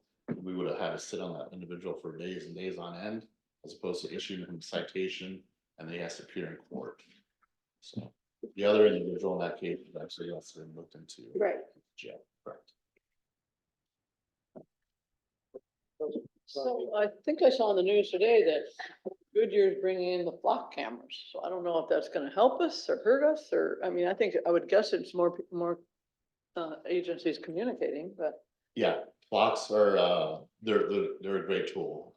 In Avondale, I know Mr. Williams knows, I'm in the process of getting flocks in the city of Avondale. Okay. Goodyear's working on them, and our comparison city is how well they work with city original park. Good, that's So awesome. This is the Yeah. perfect example to say they work. That's a lot of flocks. How many flocks is Goodyear gonna have to order? It's a whole lot of flocks. That's a big. More the better, I would say. Yeah, that's a big Big flock. community. It's a big flock of Flocks. flocks. Any other questions? Thank you for your report, and thanks for all your service. Let you guys know we appreciate all they do for us. Thanks, Mr. Mayor. Thank you, council. Thank you. Okay, takes us to our monthly report from the finance department. Ms. Peterson. Thank you, Mayor and Council. Tonight I have the April finance report. We'll start with April sales tax numbers. Our retail sales had a good month, up 7%. Our online sales were up 30%. Restaurant and bars had a small increase of 3%. Utilities were down 20, rentals are down 5, and the other category was down 10. But I think what's happening here is the use tax is in this other category, and people are properly reporting it now as online sales. So I think that's why we have such a spike in online and a decrease in the use tax. So overall, 3% higher this April than last year. And then year over year, 8% higher. Our construction sales tax was down 32%, April over April, and then 34% year over year. And before I move on to the full report, are there any questions on sales tax? Questions? No questions. So looking at general fund revenues overall, we're at just over 14.5 million or 96% of our budget estimate. We're at 83% through the fiscal year, so 13% over budget estimates. Our general fund expenditures overall are just at 9.5 million or 78%, so just 5% under budget. There are a few departments that there are a budget adjustment request for. The details are in that agenda item.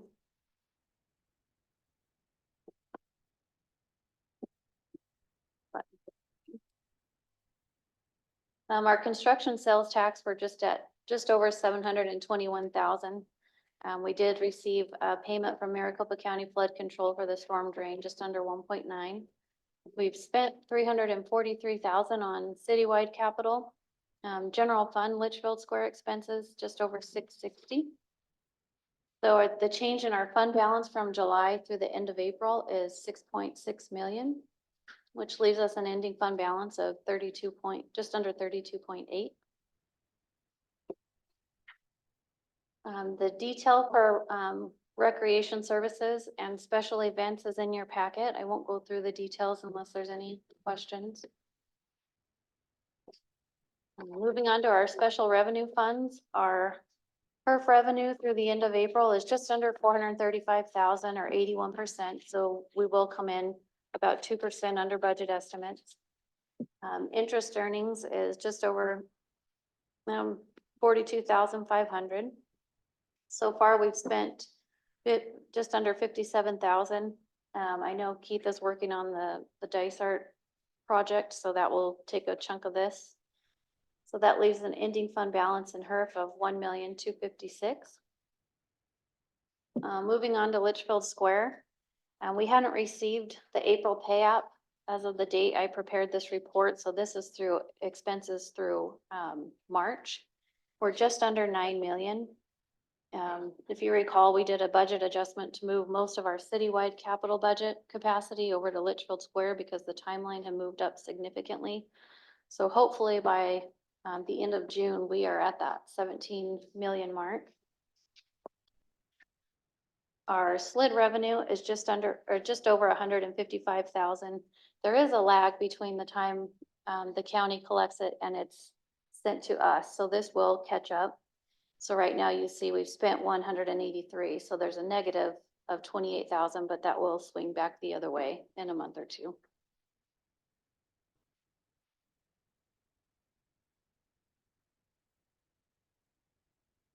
Our court enhancement fund in revenue and interest earnings combined is just over 4,500. We've spent 19,600. That leaves us an ending fund balance of just under 78,000. If you recall, it's in code, this fund can't drop below 50,000. So this will be the last year that we use this fund for operating expenses until we allow it to build back up again. And coming to our fund balance summary, general fund is just under 32.8, like I mentioned. Special revenue is at 2.5, so grand total of 35.3. Just items that will impact that, obviously, as Litchfield Square, as those invoices start to come in. The Hilltop restoration, and this does include the 3.5 million from Maricopa County for Camelback Road. And that concludes my report, and I'm happy to answer any questions if there are any. Questions from council? Have we paid back the excess sales tax that was collected? I think it was APS. Not yet. So That's still in the fund balance. They're still working on that, and so I don't have the total of what that is yet. I did account for that in next year's budget, an estimate of what I think it will be, but that's why the utility is down, which is good. That means they've stopped. So at this point, we don't know how much we're gonna owe them. Correct. Okay. Any other questions? Councilor Ray. Thank you. Hey, do you have just a notation here, Hilltop restoration at $900,000? Is that just a place, a line item, or is it just a notation? It's not a line item, it's really just a notation, and that has actually changed significantly. I need to update my note. So thank you. Yeah. So, same one. No, So no, the 2.9 million that was reported in the last meeting for fiscal year, is this 900,000 in that? We've just added 2 million to it? Okay. So it's not 900 separate anymore, it's 2.9, okay. Any other questions? All right, thank you for your report. Thank you. Now we'll go on to reports concerning the Plume update and other contamination issues such as PFAS. Thank you, Mr. Mayor. Give you the PGA update first. We had the yearly the CAG meetings and the PGA North and South meetings with the EPA and their consultants. We got a little updated information I thought I'd share with council this evening. First up is this map. That's a comparison of the last couple of decades. So the far left, 2010 is where the Plume was. The dark spot is the lake. So as you can see, what I did is I transposed the 2010 line over to the 2020, 2024. And as you can see, the overall Plume is receding both south and a little west. There's kind of, we call the horn that's growing out to the west.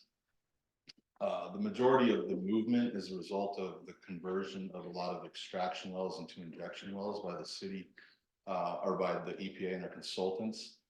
So where they had a lot of extraction wells where they were pulling out the water to treat it, they now converted those into injection wells. So other locations further to the south where they're taking out contaminated water and not putting it into things like the RID canal or other locations, what they're doing is they're rerouting it back to the north and injecting it into what we're extracting wells. So they're kind of super loading the water table, and that helps to push the rest of the Plume into locations where there's a whole slew of extraction wells in that general yellow and red area.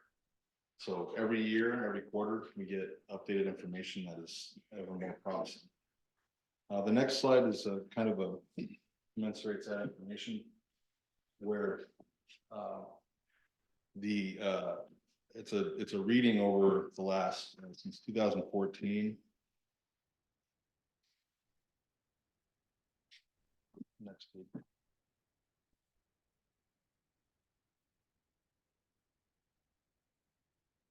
Sorry about that.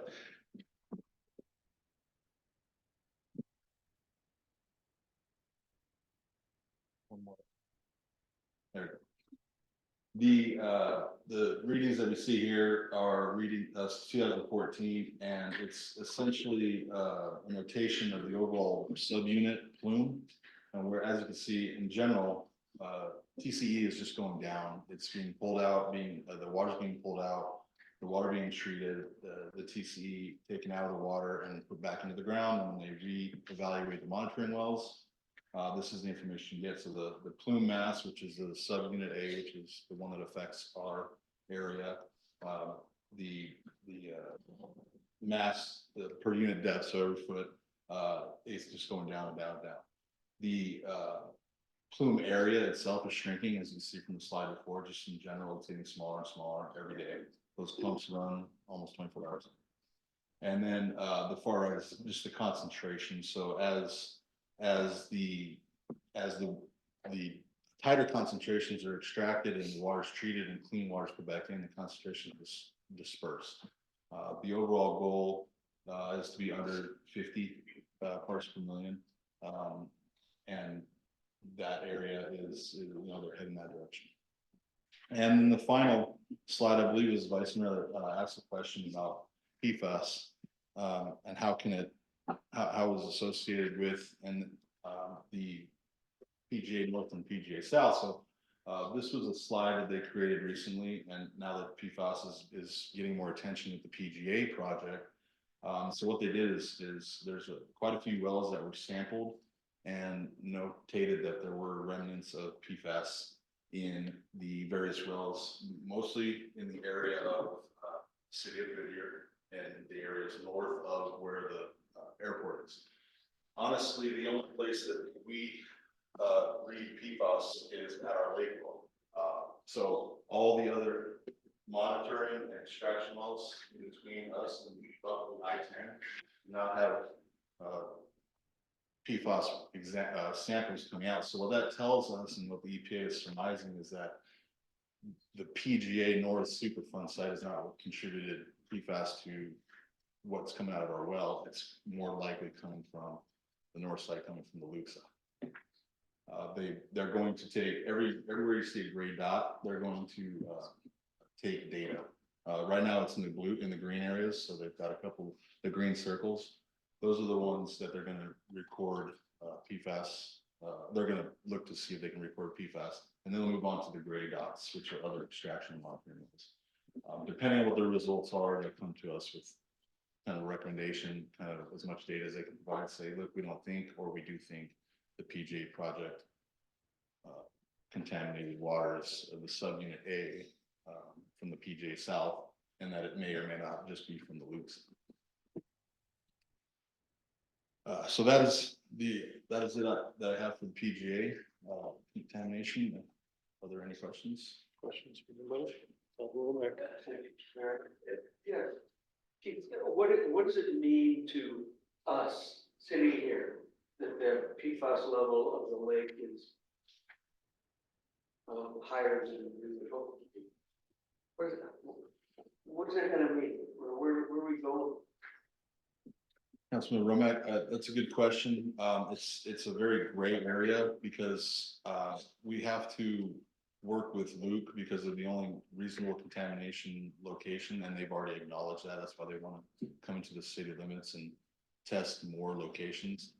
I think that's a great starting point because it'll let us know the kind of the spread out area that to the north and our northern limits and what's in our city. What it means is that we're testing positive to the right at the maximum contaminant limit, the MCL limit that was published by the EPA. We're right at that limit, so it's manageable. It's not. I've asked Luke, and I've asked our consultants that used to be on that used to be more involved in this, that we still have a contract with. And, being at that MCL limit is, or being at a limit of any kind, that's the best it can be. Before. It also means that there's an obligation by Luke and the Department of Defense to remediate the problem. I'm trying to get Matthew and others to be more involved in the using the lake as far as just a more of a community center. I think the lake is underutilized, but if this PFAS is going to cause us problems, then I'd like to kind of be on the front end of that. So. And we're moving forward with efforts. We're retaining consultant that specializes in contaminations of Clear Creek. They're the ones that were involved more with the PGA efforts a few years back. They're very experienced. They're a national engineering company that deals with this. So we're going to look to get them involved, coordinating with Liberty or with Luke Air Force Base. And speaking of Liberty is heavily impacted by PFAS. So it's going to be a very big collaborative effort on this. More entities, I think, that were involved in the PGA. Thank you. Any other questions? Comments? Thank you for the report.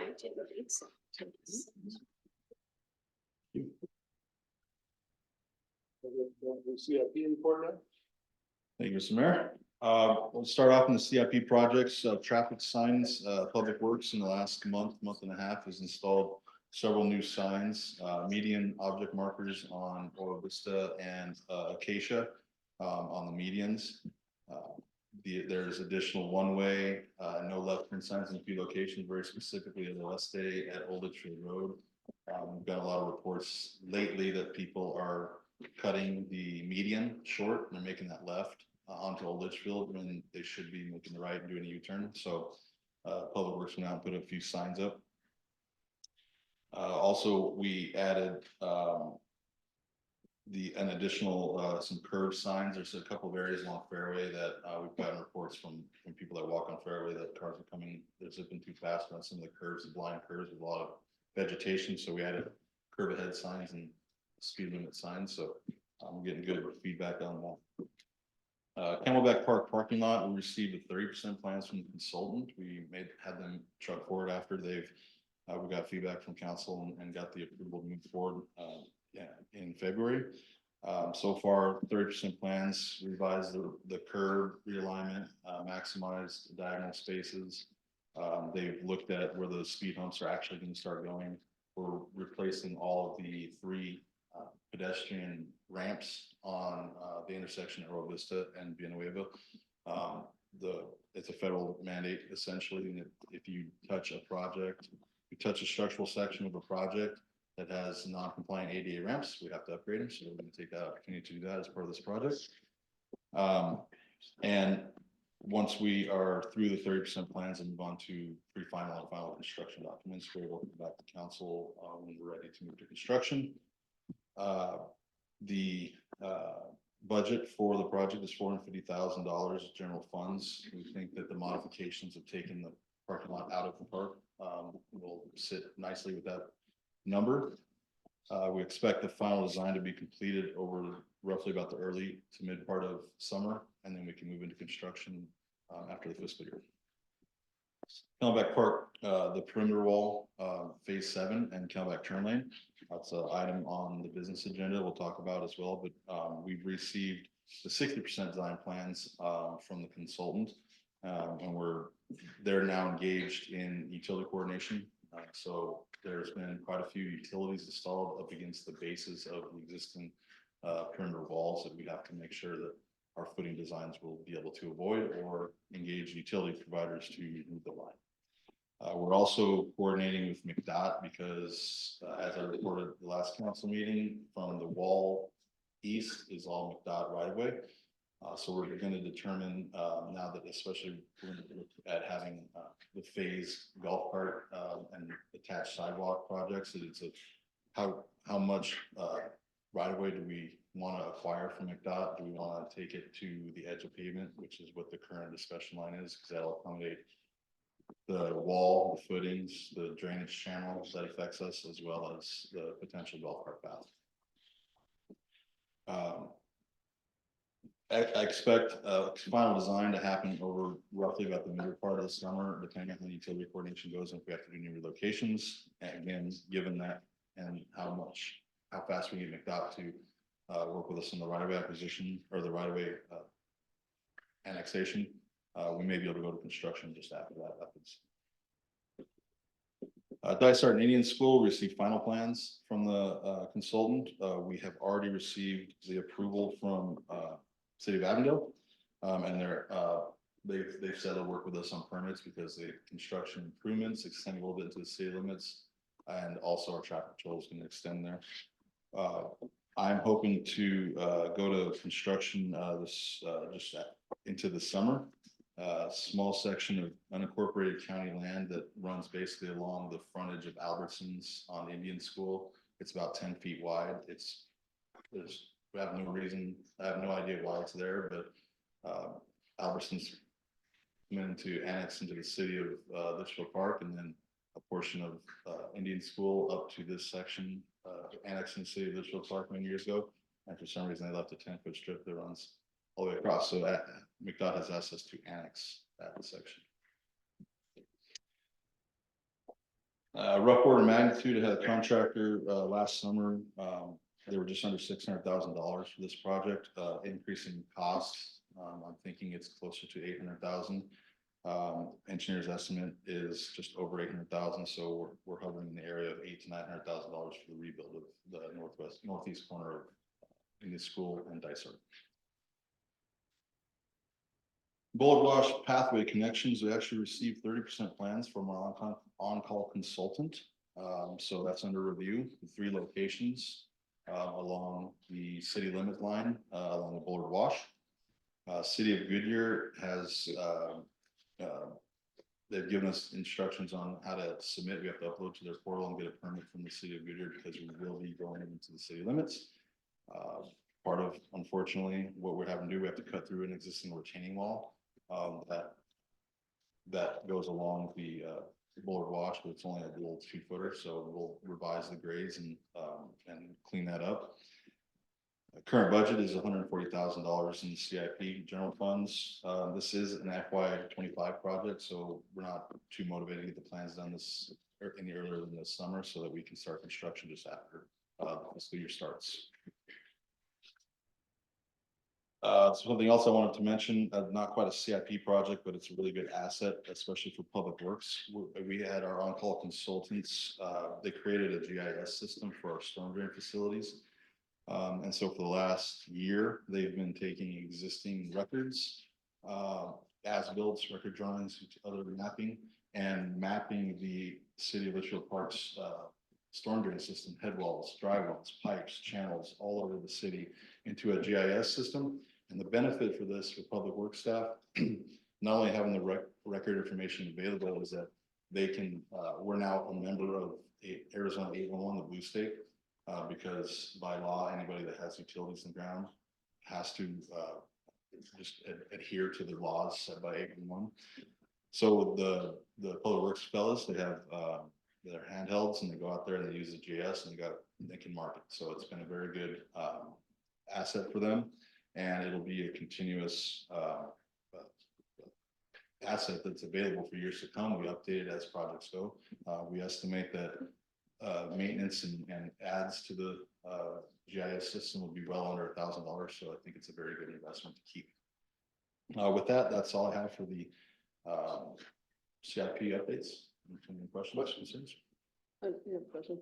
So that last part, so that for anybody putting in political signs and they say, oh, you gotta figure out where the utilities are. You now know where the utilities are? Are the markers? It used to be you had to call an 800 number. You still have to call that number. Oh, you do? Yeah, and so when that is called, if they are if they have a dig ticket, so a lot of times it's usually a contractor. I have a dig ticket, it's a dig ticket. We will come out and mark it. So will all the other tickets. And then I have another question. So, and the signage, by the way, so in the downtown area for golf cart parking is awesome.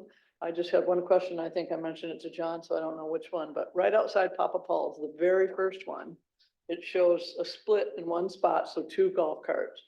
So I suggested, why don't you make them this way and you could get 4 golf carts in there? And I also think if you just added literally 2 more lines, we wouldn't have cars parking there, because I've seen cars parked there anyway, you know, are they parking over by the motorcycle one? But literally there's one parking place with a line like this. You could put 1 more line there and 1 more, because that's what a lot of people are doing anyway. They're coming in and they're parking south instead of, I think that's, I don't know, whatever direction it is.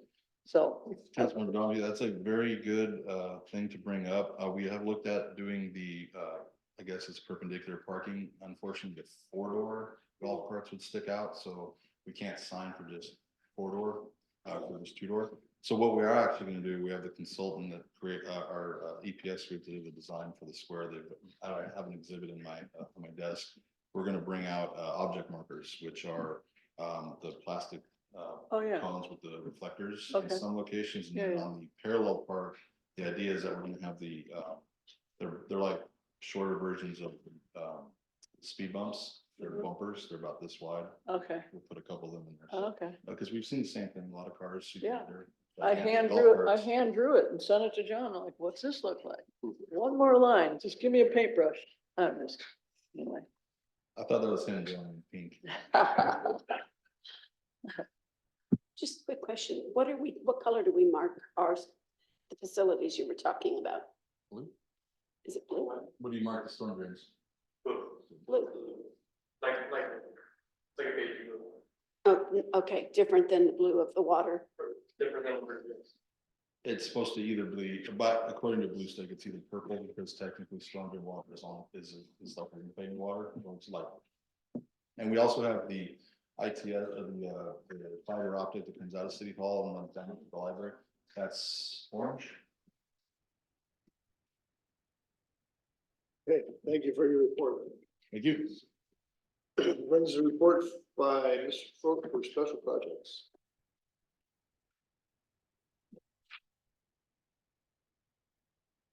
Thank you, Mayor, Council. Good evening. A few updates on Litchfield Square. Lots of progress being made. Desert Avenue is taking shape just outside of this complex. It's the north-south street from Wigwam up to Honeysuckle, the western portion of the streets under construction, curb gutter is being poured.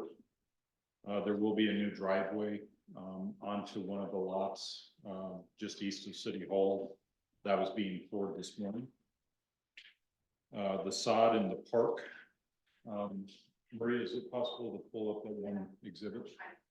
I'm gonna have Maria pull up an exhibit while I'm speaking.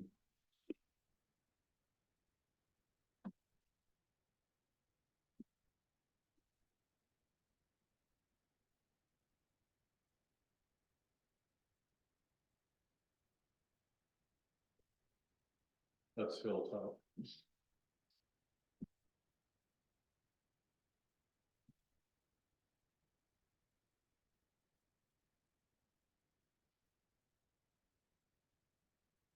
Well, Maria's looking for that. A couple of other updates. Old Litchfield Road is looking really good north of Honeysuckle. Thanks to Public Works, Melvin, Kyle, Keith. We did a site walk 2 weeks ago tomorrow. We identified, staff did some gaps with the alternating palm tree, citrus tree theme, which has been a dominant landscape theme in Litchfield Park for decades. So on the west side of Litchfield Park, we had our contractor SDL Landscaping add approximately 6 new citrus trees between the new south sidewalk on the west side of Old Litchfield Road. Those citrus trees went in literally in the last week. This is a current exhibit of the Litchfield Square Park. Mayor had asked me at the last council meeting what kind of a treatment was going to occur on the northeast corner of the park. I didn't really have a good answer. There's so much work going on in the park right now. Matthew mentioned the 2 restrooms, so context purposes for council as well as folks in the audience. This is Loma Avenue, which is the street west of City Hall. The southern boundary of the park is Honeysuckle, the first street north of Wigwam Boulevard. The east side of the park is bounded by Desert Avenue. And then the north side of the street is Village Parkway. The 2 restrooms that Matthew mentioned, the primary restroom is right here at Village Parkway, the Loma. And then the secondary restroom is on the west side of Desert Avenue between Honeysuckle and Village Parkway. Since last council meeting, this is the future amphitheater area. The mayor had asked last time, what kind of landscape treatment would go in as the interim until we establish a funding source for the amphitheater. So a good portion of the area, the seating, what will be the seating area for future signature events that Tricia will put on will be sod. The current schedule is for the sod for this portion of the park, right in this area, to probably be installed by mid-June. That's a tentative date that we have from Aiken Gardner. In the area where there would actually be a kind of a green room for the performers, that will get a interim treatment of decomposed granite. The east-west sidewalk, which is a major design component of the park, it's a thickened concrete depth so that public works vehicles can drive on that for maintenance purposes, access, etc. This would not be open to the public in terms of using traffic. Food trucks could park there, AV equipment operators could come in, drop off their equipment for the amphitheater. That sidewalk is being poured this week, I'm told by Aiken Gardner. I've not verified that as of today. The Home Plaza, which is this area here, the construction schedule of that is tentatively set for the week of June 3rd. I'll get updated construction schedule for Aiken Gardner at our weekly meeting tomorrow morning.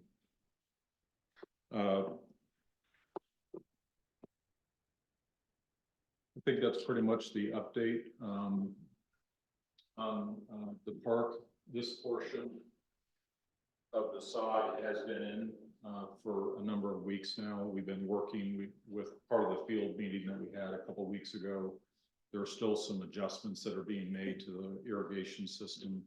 Make sure that Public Works is comfortable with how the turf is being watered, but it really is coming along together well and looking really good. So with that, I'd be happy to answer any questions that council has tonight. Any questions from council? Okay, thank you for the report, and giving us up to date. Okay, thank you. Next item on the agenda is the magistrate court report, which is in your packet. Any questions on the report? I'm sorry? When I get there, I'm gonna get there. Yeah, well, I'm gonna happen. sitting next to you now, keeping you in order. Keep me in order. All right, next item is consent agenda. Is there any item on the consent agenda that anyone in council wants to take off consent? If not, is there a motion to adopt the consent agenda? So moved. Oops, a Second. second. Somewhere. You choose. Somewhere there's a motion and a second. All those in favor, please say aye. Aye. Any opposed? All right, consent agenda is adopted as presented. Next item is regular business. Item A, 10A is adoption of ordinance 24-280. Mr. Folk.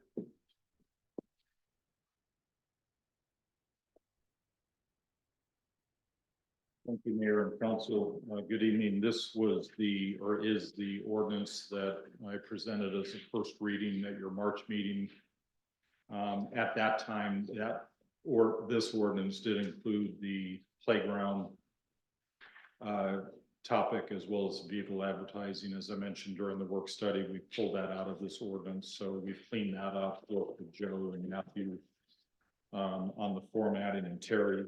And so the request tonight is to adopt ordinance number 24-280. We're basically adding some new definitions regarding certificates of occupancy, temporary certificates of occupancy to assist our building department. Some minor edits regarding property maintenance to assist our code enforcement department. And then as the city's building out under subdivisions, we don't get a lot of subdivisions in Litchfield Park. We are getting some requests for minor land divisions, MLDs. We're adding to the definition of what a minor land division is, a lot combination. We're starting to get some properties where it might be 2 or 3 lots. You might see this in the square where there may be multiple lots and an owner may wish to combine those and eliminate property lines, since we don't allow buildings over property lines. So with that, I'd be happy to answer any questions that council might have tonight. Questions? If not, is there a, excuse me, a motion to adopt ordinance 24-280, amending city code chapter 7950? So moved. Second. Any further discussion? It's this side. We're not asleep. All those in favor, please say aye. Aye. Any opposed? Motion's adopted. Next item is the fiscal year 2025 tentative budget. This Paige Peterson.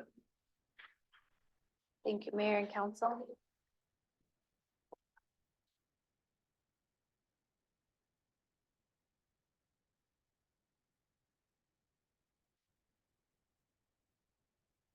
So last month, during our budget study session, I went over the budget in pretty good detail.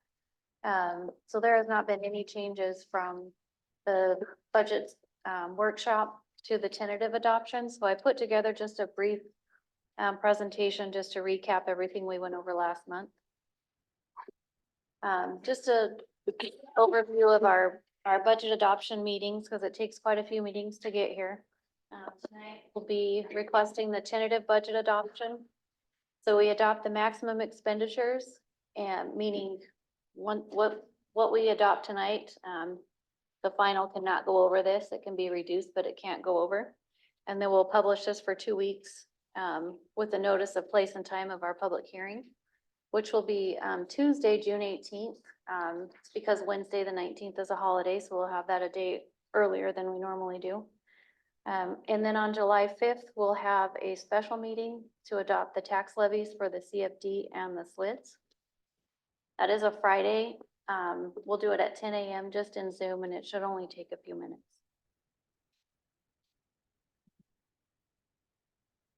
Just some quick budget highlights. Our budget is balanced. Our ongoing expenditures are covered by our ongoing revenues.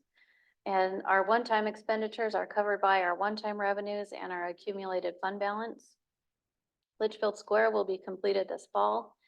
And we continue to maintain solid reserves. Included in the budget is $6,473,000 to maintain for future financial stability, which is the city's required 15% minimum fund balance and 35% stabilization fund. Just a quick general fund summary. I'm estimating that we'll start the year on July 1st with just under 23.8 million. Our revenues over expenditures will be about 2.6, which gives us a net of 26.4. Add in our one-time revenues of 850,000, and we subtract our one-time capital committed expenditures of 5.5 million, plus our one-time necessary capital expenditures of 937,000, which would give us an estimated ending fund balance of June 30th, 25 of 20.8 million. The fund balance breakdown, I just mentioned that 15% at 1.9 and our 35% at 4.5. So that gives us an unassigned fund balance of 14.3 million. That's the money that's available for other capital projects. Future expenditures that will impact the unassigned fund balance, the Hilltop, I have the correct note on this one of 2.9.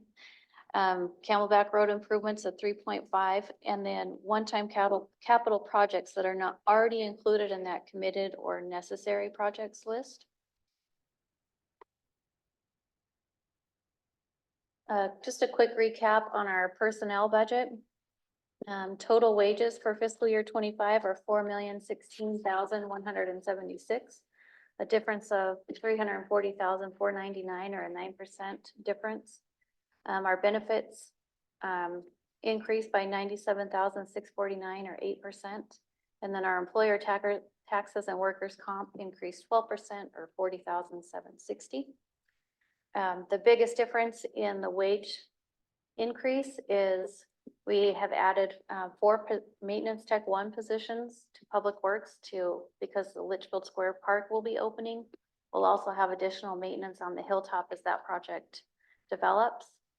And then we had some various other position changes that reduced all other departments by 0.8. So the difference in our full-time equivalent, authorized equivalent positions is an increase of 3.2. And that takes us to our official budget forms. Those are the legal budget forms that we're required to prepare and for you to adopt.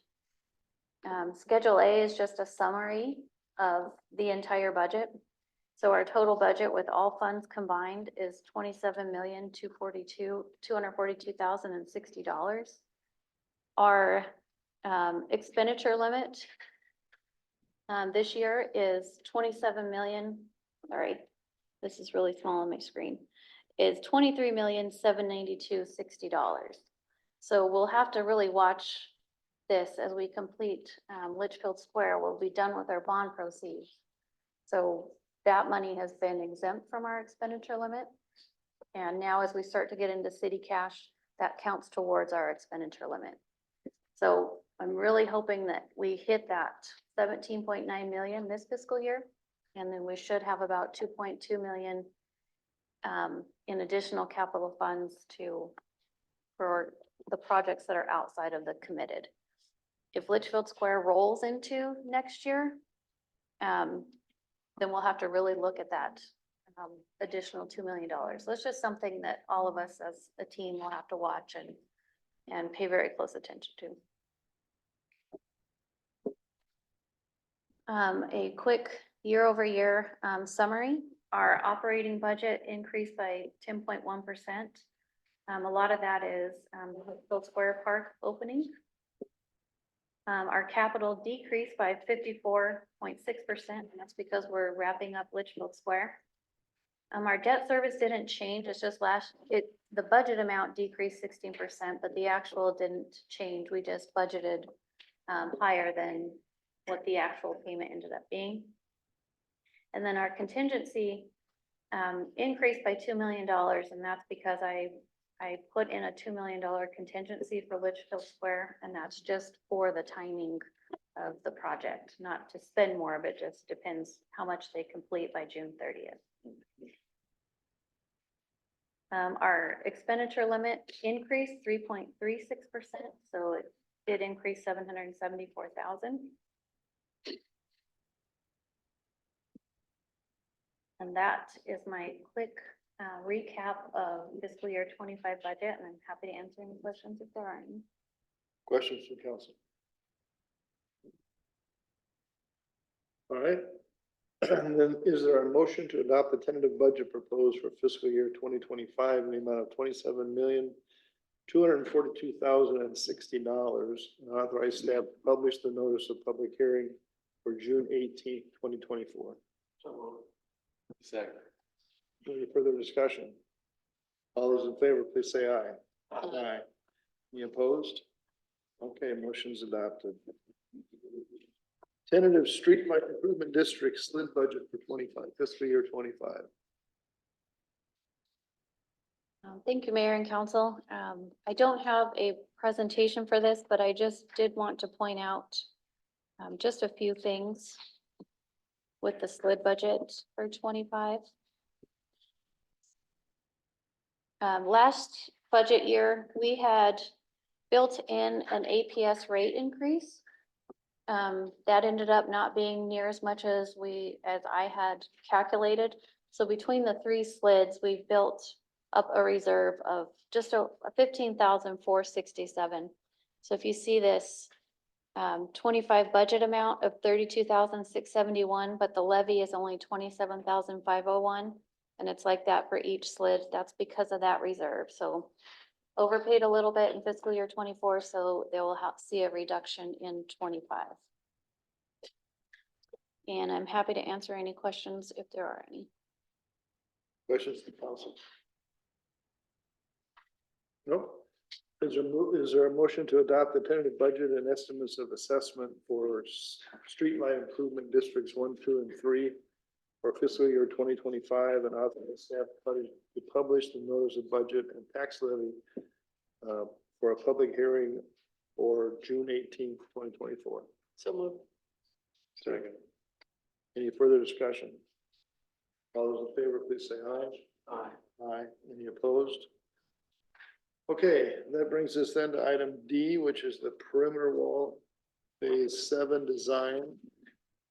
We have a presentation from Mr. Duronsky, and we have a request to speak from the resident. Thank you, Mr. Mayor.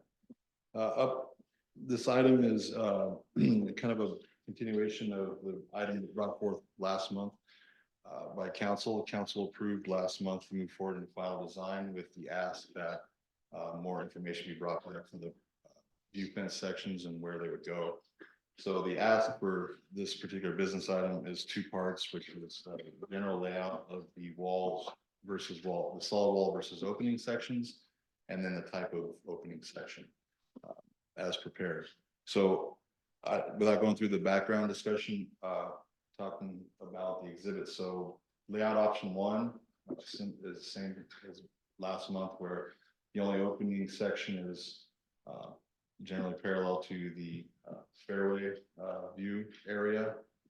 The red line is actually a little bit further to the west, so it's further away from the homes that are directly across the street from Candlelight Park. Option 2 is the same layout as option 1, except there are 5 other locations where smaller type view fence opening sections will be about 4 feet wide. 3 along Camelback Park section and 2 along the Dysart Road section. The staff recommends moving forward with option 2, as that favored well with the public and the survey and during discussions with other members of the public. So The view fence section, we put together some visuals. So this is looking from Camelback towards the fairway section. So the first section proposed is conceptually put the wall opening over it. So as you can see, the wrought iron is very similar to other portions of the park that have view section. This is a 3 to 3.5 foot solid piece with a 6 to 7 foot section on top. That's conceptual B. Conceptual B is about a 5.5 foot section solid with about 4 to 4.5 feet tall section of view opening. As you can see, the view is a lot more restricted, but it is more of a privacy item. And then to show kind of an idea of what the 4 foot section would look like, just in those 5 locations along the other parts of the walls, there'd just be a very small piece. Similar to it's wall option B, just shrunk down to 4.5 feet. And with that, the ask by staff is the recommendation is to move forward with option 2, which is the section view fence with the 5 4-foot opening sections, and then conceptual view fence section B, which is the taller 5.5 foot solid with a 4 to 4.5 foot wrought iron fence open on top. With that, open up any questions. Can you show the picture of what you're recommending? So this is, the layout option 2, which is the view fence section opening, and then 5 locations for the smaller openings, and then go down right here. One more. So if a vehicle moving down the westbound side of Camelback is going to have a better view of the fairway, which is the intent of this. And then folks in the eastbound section, if you're in a car, a Corvette, a couple people have Corvettes, it's going to be harder to see. So it'll be solid, but then did you say there's just a 4 feet opening of wrought iron or no? This section will be approximately, I think it's like 300 feet long. It's that big long section that was in red, and then the other location. One more down, please, Maria. The other locations. So it'll be what we've talked about internally is putting box trees behind each one of these openings, so that in a couple of years it'll be parallel to each opening.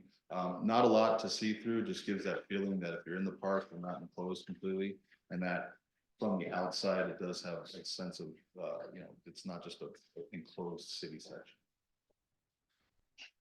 Again, this smaller opening section during the survey portion that we did, 126 residents responded. They didn't show a favor to this opening being added.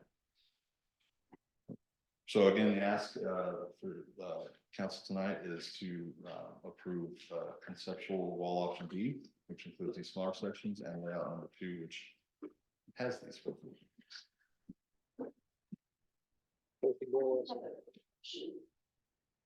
If I'm not my age and I'm wanting to jump in the park, is it easier to do so this one than it is for the other one?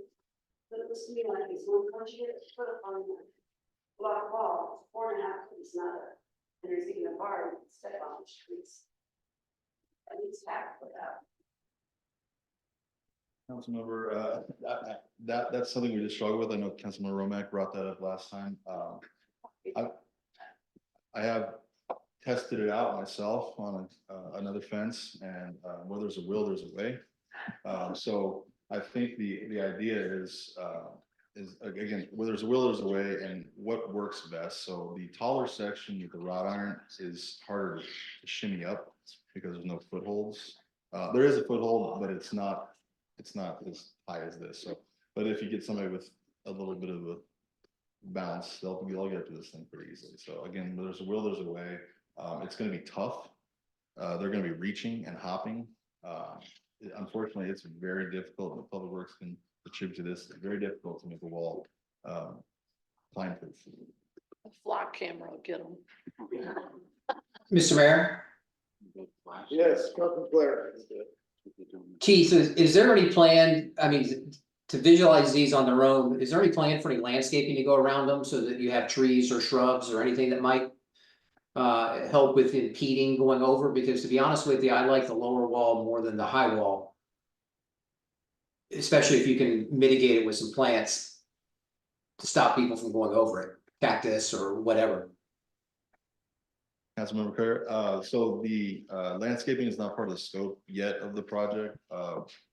It is eventual scope. We're trying to time it with what we'll do with the improvements along Dysart and Camelback, as it's an ongoing discussion now that we've annexed Camelback Road, and it's a pretty big section, it needs a lot of love. So we have talked about if there's ability to allocate the funding to this, that we could at least do landscaping on the park side.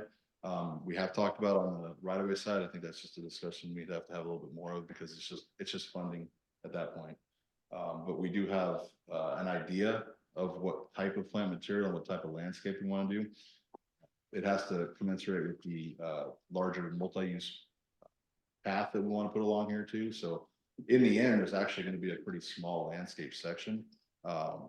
Very, I'd say not as small as the area on where we want to put the right turn lane at Litchfield. Next to the wall there, we'll have maybe 4 or 5 feet instead of 2 feet. But yes, Councilman Claire, we do want to put landscaping here at some point. Thank you, sir. Councilor Womack. Thank you. Keith, can you go back to where you have the long, fencing, the view fence? Yeah, there, yeah.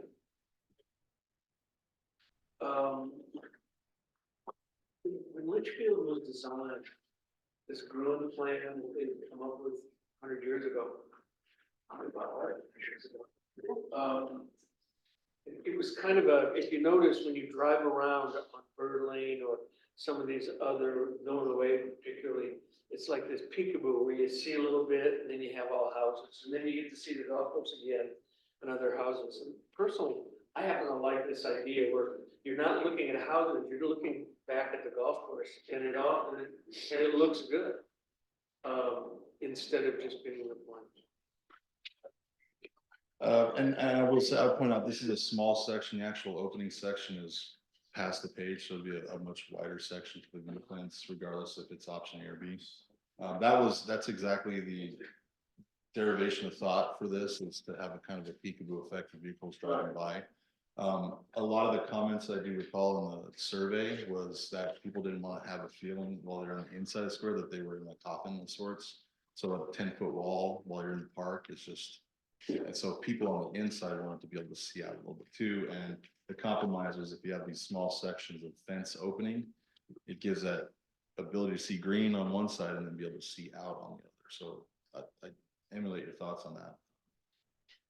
And this, and the mayor mentioned it last time, the footing section is something that we can continue to move forward with on the final design, whether there's a vote for either one of the options or not. And if we had to come back later and hammer this out, we can continue with the final design. We'd prefer that the recommended sections be approved so we can finish the plans, but we do have a little flexibility. But at some point, we do have to put with cross the T's and dot the I's. Is there any reason why we couldn't build a footer so that if we approve the view section concept, and then later decide that we don't want the view section because it's allows too many people to jump the wall, that we can simply fill it in with bricks? So we need to design the footer so that it can support a solid wall, but not necessarily build the solid wall. Mr. Mayor, that's actually my marching orders to the consultants. So they're right now they're including that in the plan. So with the idea of from the previous month when we discussed this was just design the footer so it can accommodate anything. That's what they're doing. Yeah, I think that because I think we need to maintain that flexibility so that if we end up deciding that we wish we hadn't put these view sections in there, that we can simply block them in.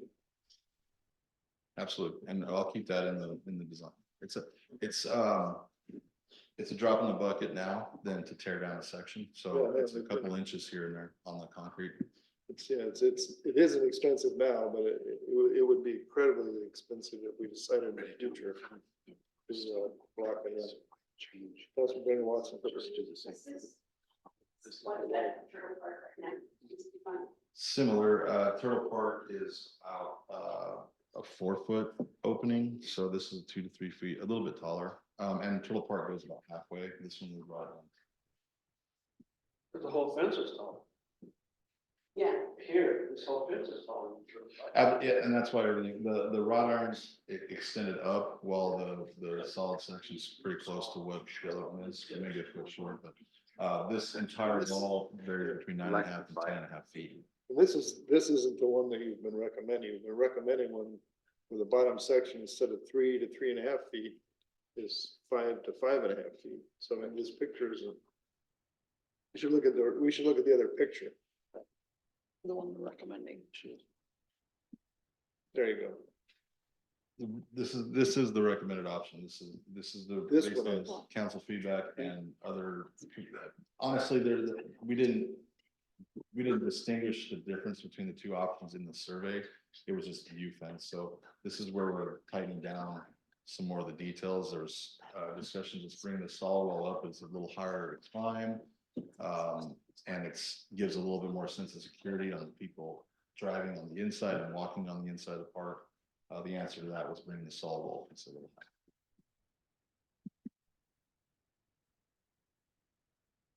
higher. Does everybody understand all these different options? Yeah, what's the question?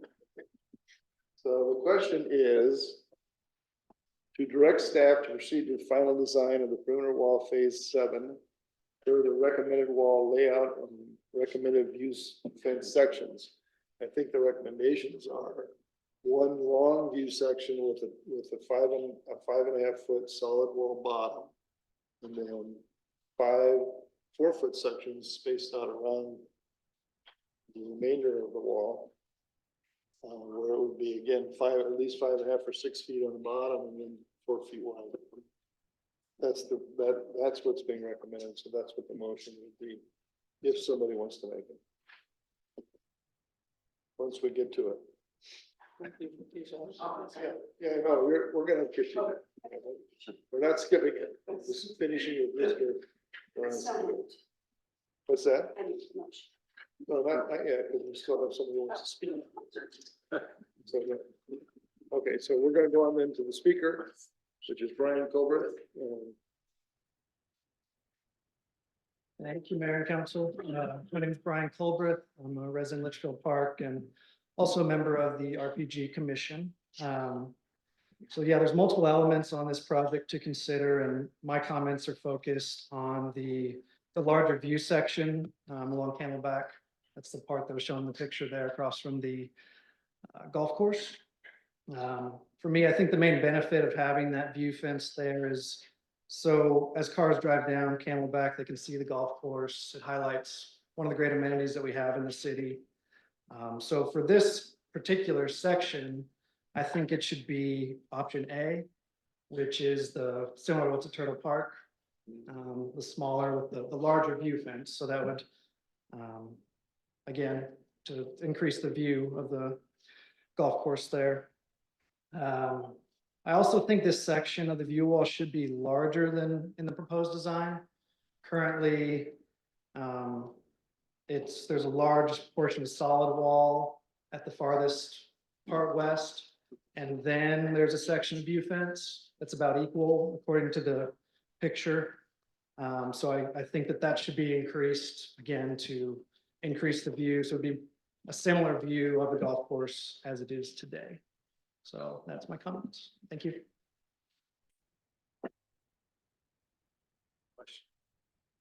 Yes, Did this go to RPG since it is a park issue? I assume that it did, but I don't know. We don't have a recommendation, do we? That's a good question. Mr. Vice Mayor, the park and wall went together.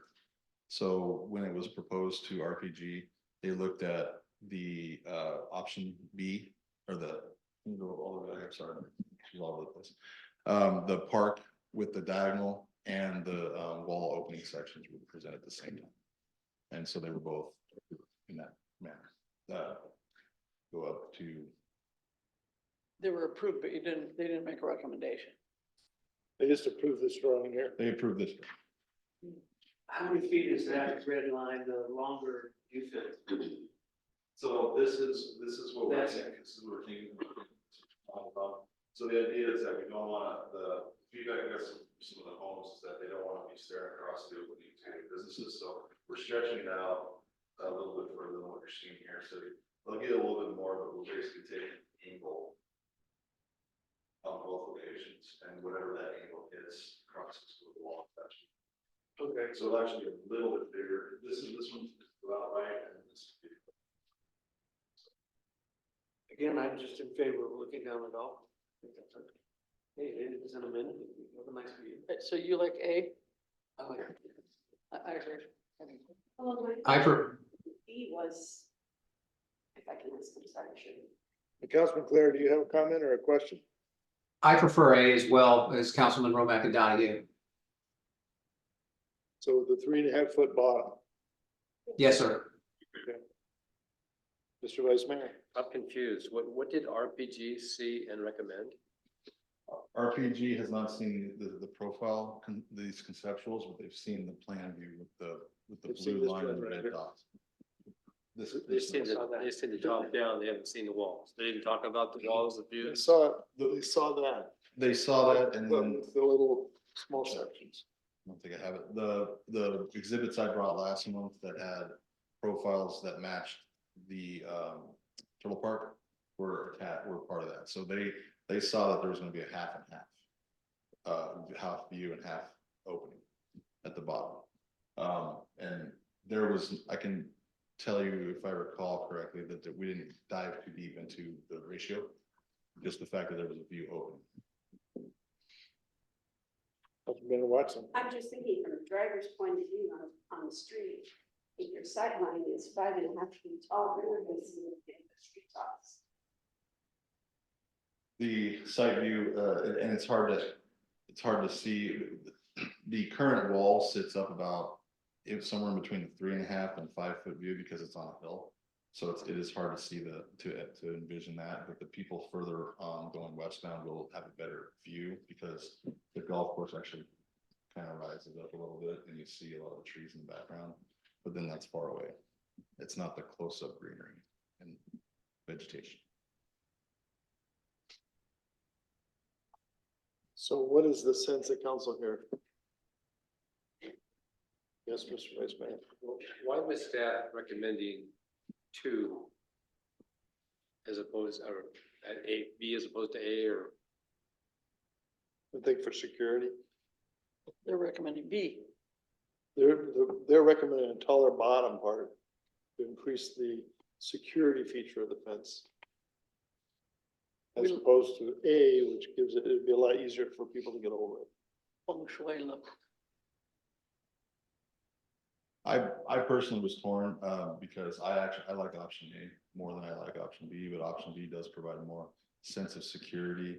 And if you're looking at it from the other side, which I don't have perspective of, it sees less of Camelback Road from people on Villanueva that are walking and driving. So that was a sentiment in the survey, and some other folks that had public comments was more solid, more privacy. If we're gonna accommodate, have some view, we'd like to have a taller solid section.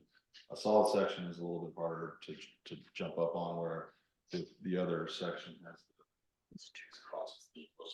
Mr. Mayor, Yes, Councilman Claire. I mean, we're not a closed community with gates. If people are gonna come in, they can walk down a block the Villanueva and come in. So the peekaboo view of that area is really spectacular. And close it off, you take away people getting the opportunity to kind of see what's inside and want to come in and see more. I just really much fonder of A than I am of B. We can enhance it with landscaping. Plus the fact, I guess my thought is, this is would be somebody walking down Camelback that would jump the fence. I mean, they can just come into Litchfield Park, right? They're gonna be walking down our pathway. Well, no, but not there. We don't have one there. Anyway, For a few years. yeah. So We have people walking down there and jump that little pony wall now. I was gonna say, they don't even have to jump the pony wall. They can just. Step over it, whatever. No. They- But Not the short jump, small jump. yeah, it's easy to get over. This one is not all that difficult to get over. But because of the way the spikes and all that across the top of it. And what's the reality? One person a year? Why would they even do that? It'd be less than they jump over the pony wall now, whatever that. Yeah. Yeah, the Turtle Park is, wide open, I mean. Yeah, and I think Ron People makes a jump good point. Turtle All they have to do is walk down the entrance off of Calhoun. Anyway. Not like it's gated. Yeah, I don't get the security part, anyway. What did the neighbors want? What did? We have a neighbor there. Necessary? That's what the survey was. Here we are. Yes. The neighbors on the, there's been a survey, the neighbors, that didn't want to be able to see the commercial development directly, so. So we got some feedback from these, and that was several, I think each side said, I don't want to be staring at the commercial complex.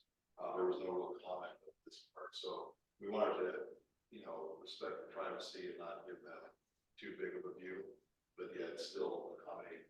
So, and we have the ability to adjust this anytime, especially if we have the foundation that is, they could be halfway done building it.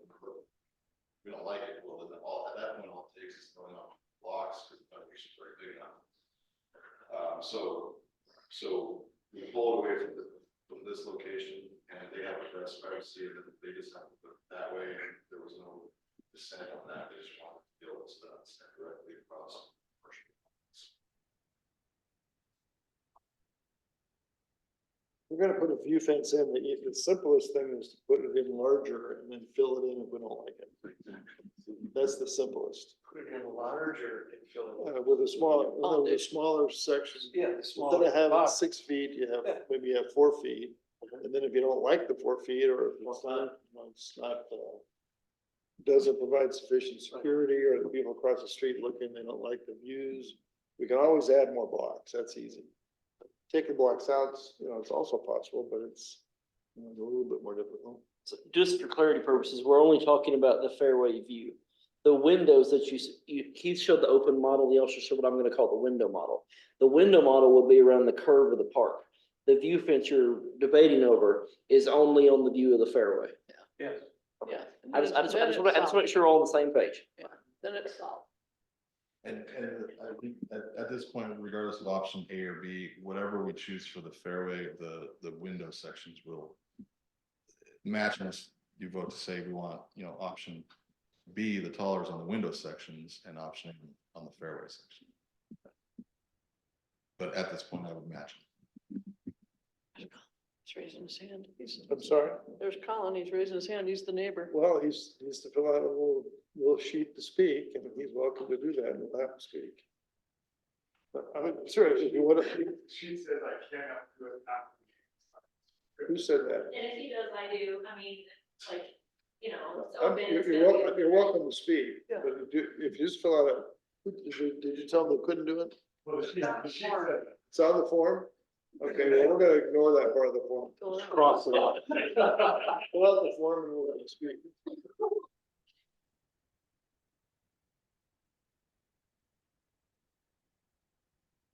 Okay, so let's see, it's blank, fill it out and I will ignore that. Keith, what are the heights? I'm sorry. I'm sorry, Mayor. So one option again is to build solid to 5.5 feet and view fence 4.5 feet. So it's basically just. That's option B. That's A, and B is taller, and then go down one more, Maria. And all of these options have these little windows further down around the park. So there's layout option 1, which has just the fairway, and then layout option 2 has the 5 windows and the fairway. So the ask is that option is chosen with the 5 windows. And then the second ask is recommended as option B for the security purposes, but whichever option A or B for the view section, we would do for those window sections and this fairway section. Are the rest of our fences? I actually physically went out and measured it earlier this week. The only time here, sorry, page 2.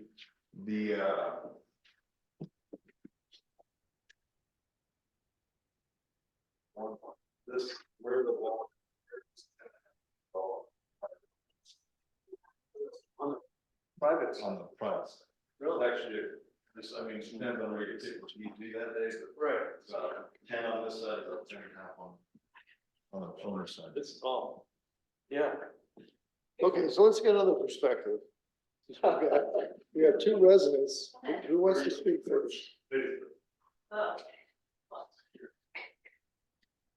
I actually didn't come here wanting to speak because I didn't think there was an opportunity to speak on this again because we had a whole meeting about it. We've got a bunch of meetings. Yeah.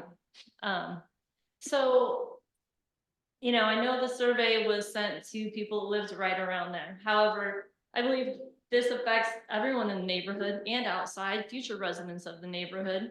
So leaning heavy on a few people that are in the neighborhood who bought that with that view, with that noise, with that risk of people coming over and saying, well, they don't like it, so we're gonna change it for everyone. And we're gonna remove the view because that peekaboo view is not a view of the golf course. So, you know, I'm sorry, I don't know your name, but I know the residents that are just east of the fairway. And I know when they bought that house and I know what they were looking at and what they were hearing when they bought that house. And, you know, I don't believe that we have a responsibility to change that so that they're more comfortable, they like it more. And really, you know, we're talking about, you know, standing out there and staring at the commercial space across the street. Are they sitting in their front driveway, like staring across the street, or are they gonna stare at a wall? Like, I mean, they can look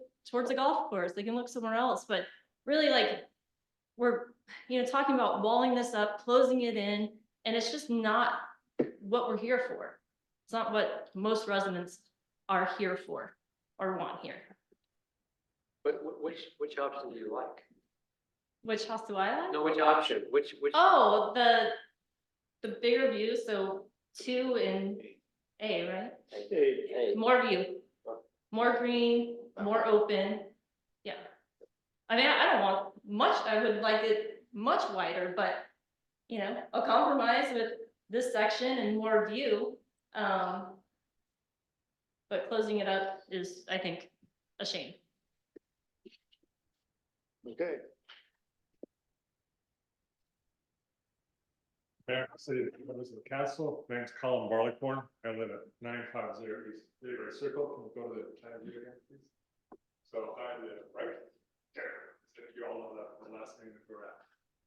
Been a citizen of this fantastic little city for 31 years. If I've been here. And the mayor. And the And mayor. the mayor, I was the mayor for a term, so that was always a pleasure to do too. Again, I don't know your name either. Sorry, Yeah, okay, thank you. But I am very much the one who, Councilman Romack, when you first came on the council 12 years ago, when I submitted the request to be able to put a tall perimeter wall around us, it was these residents right here that were ones that were screaming for a wall of some kind, which we finally got a portion of it right here. Okay, but it still does not knock down the sound they got, because those citizens, those two houses right here, you won't believe the number of people who have rotated in the last 31 years through those homes. Okay, because the noise is just unbelievable. So with the taller wall, we reduce the amount of sound that we're seeing to the residents all the way around. And so I'm still in favor of option 1 for the wall to have no windows whatsoever. And where this were the wall of this piece here, for that section, again, I like taller of the 2 option B, which represents the recommendation for that view is here. So this is the recommendation that option 1 I was going to go with, because it keeps the sound and also the view away from those citizens that are Vice Mayor Faith was saying that we were trying to get a request to go around to these citizens here, find out exactly what did they want to do. And I haven't seen anybody come by my house looking for that, because I've been here saying that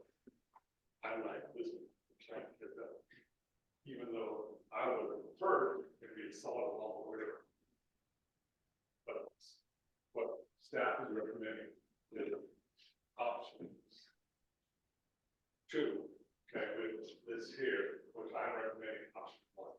It could be a better view and better aesthetic for the park and for the people who are living in that area. Option one is a very, very low wall. Option one, That's option one is solid wall. It's solid, okay. This is option one. It just has a view there and then no little windows. Just all- No. it's No got- little windows. None of those. But you want no, Go back to the values, option one.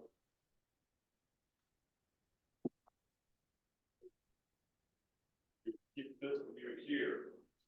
I would prefer option B on the view, so this compares to how it's all, they're trying to keep people from that. I understand what the council members are saying is that they can just go right around, you come on into the car, which probably the option is way.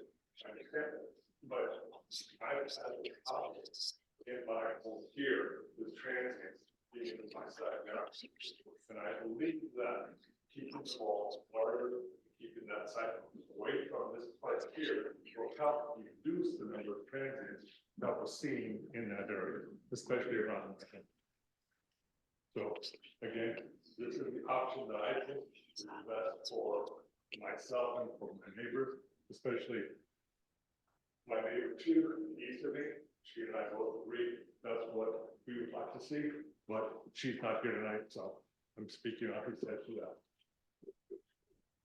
Any question for me? Thank you. Thank you very much. Councilman Brandon Watson. Could we ask our police officer what in which one he thinks would be the most effective?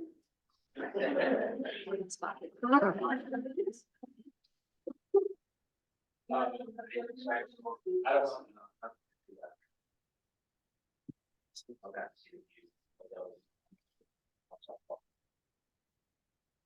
Probably, yeah, it'll do that. So you're asking for two things. You're asking one for the windows, see if you want the windows or not. And two, that one little section, how high you want the box. Sir. And the little windows are also, as you had mentioned, if they're problematic, those could be closed up. Correct. The whole wall, the finish for the entire section, for the park section will be, a larger footing for any possible changes. How tall will those little windows be? You got a 10-foot wall, we got 2 or 3 feet?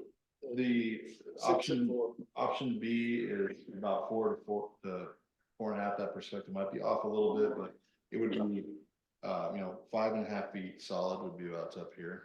The little windows that we're talking The about? solid. Yeah, There they are. Yeah, there we go. here's your problem, Paul, you're gonna have columns on each one of those windows.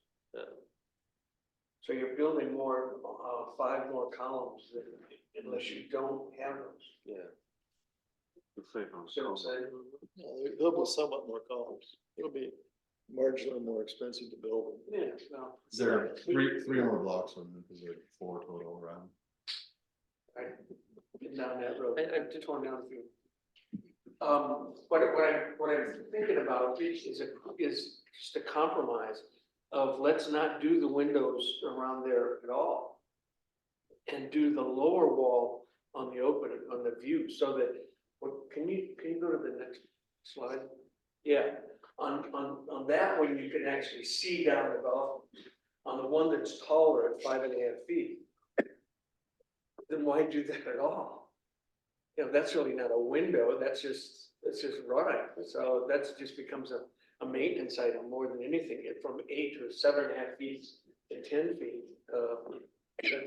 So I'm suggesting we do this, this option with no window. I do want to clarify, the windows are, everybody's gonna be able to see across the window as proposed at 5.5 feet. Now I'm 6 feet, so it'll be about that tall, you can see across. And it'll be 4 to 5 feet of wrought iron. Okay, but most of the people are gonna be driving by, they're not, hopefully not walking by, unless we have this new cutting back. It'll be on the inside. And the inside of the Windows are park. more about the people in the park, Yes, okay, so that you don't have the feeling of this being closed in by that huge wall. right, It's a 10-foot wall. yeah. It's hard to visualize, but the windows would break up that massive. I know, but I'm the neighbors too. And there were the people, several comments on the survey, because there's written, option for written.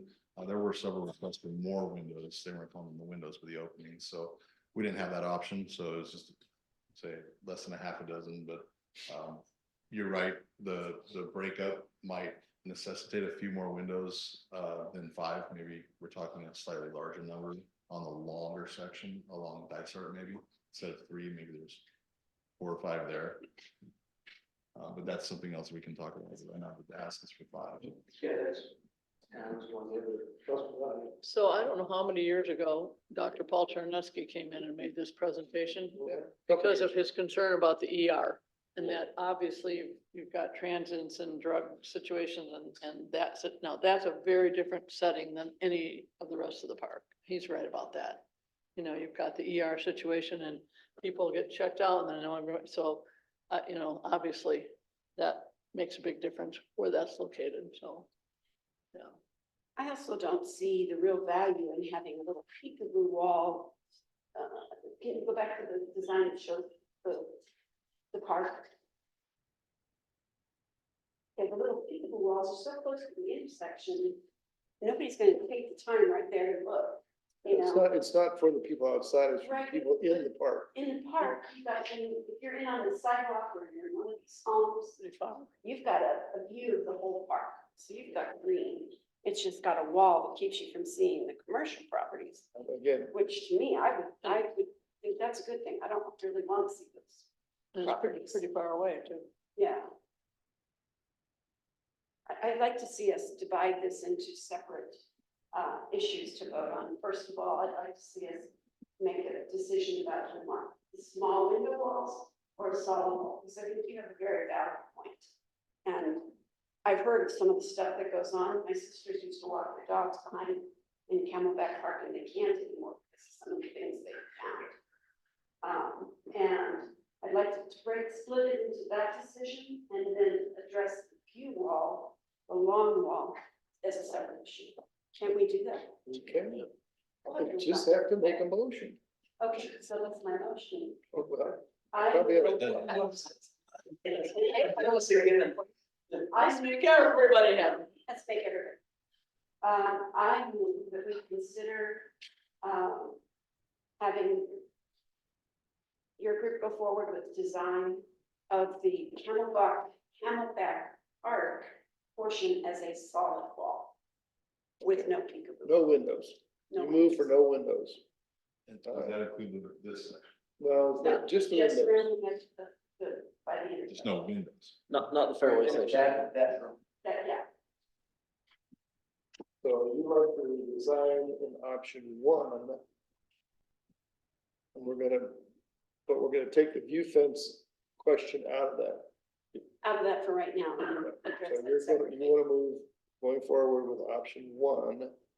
And from the view fence going to the east. Yes, sir. That's your motion. That's my motion. Okay. Is there a second? A second. Okay, so now is there more discussion on having option 1 minus the issue of the view fence? So we would have the fence being built with no window features. Is there any more discussion? Mr. Vice Mayor? I struggle with the concept of that massive 10-foot plus wall all around the park, not broken up with any real kind of architectural feature. Other than what's published. The windows will be a little bit of architecture. As you mentioned, it's not for people to look in so much as it is for the people in the park to look out.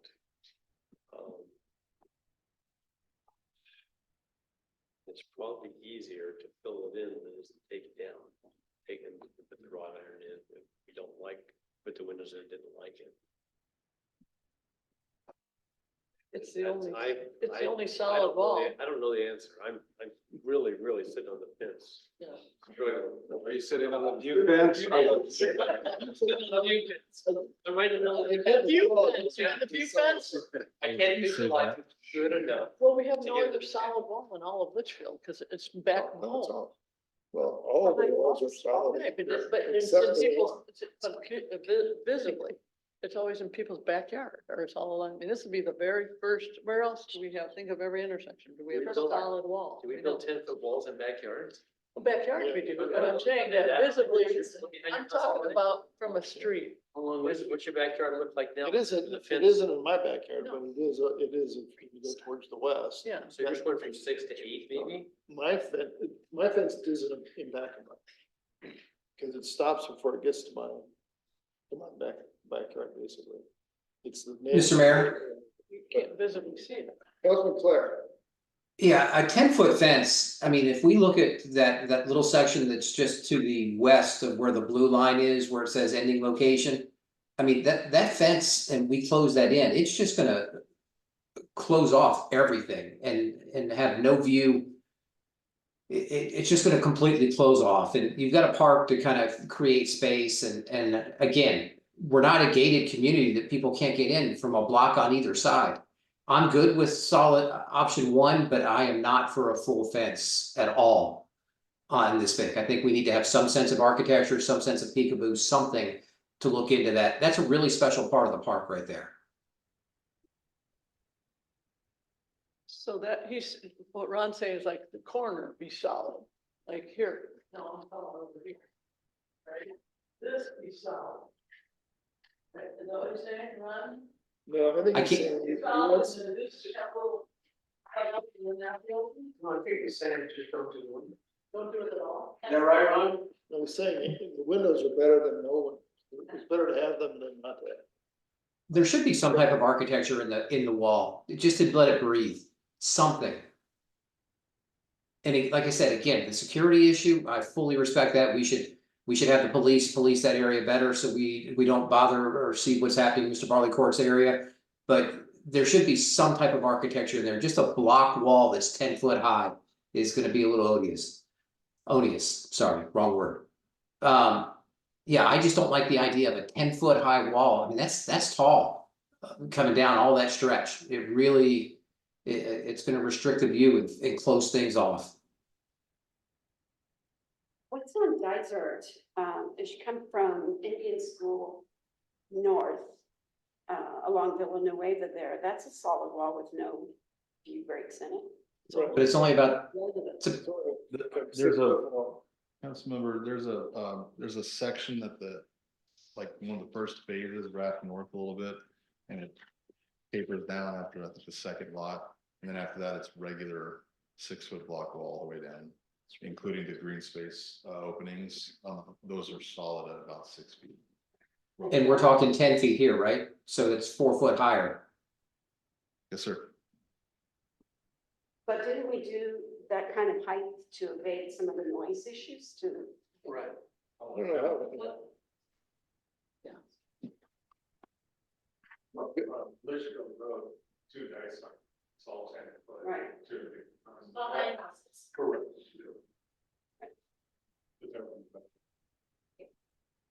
That's what I'm saying, is that all those walls are in people's backyards. You can't visibly see them driving on the street. This is gonna be the only solid wall in Litchfield that you can see from the street. All the rest are residents, you know. Yeah, but Ann, the difference is it's 6 feet versus 10 feet. I mean, if you think of South Villanueva down by the condo area. You know, that's where it's 6 feet, but you put another 4 foot on top of that, it really closes it off. Do we get complaints to the Turtle Park fence? What's that?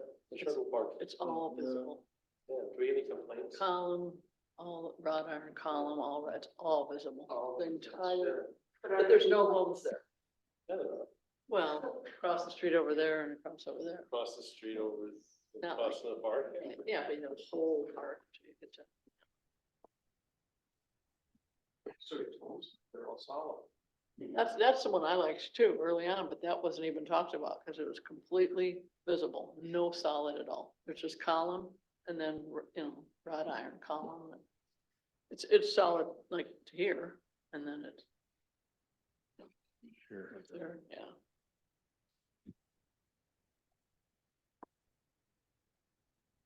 Well, looks like we got a really good direction on that. Is that? Probably there yet. Yeah, a motion in a second. That's true.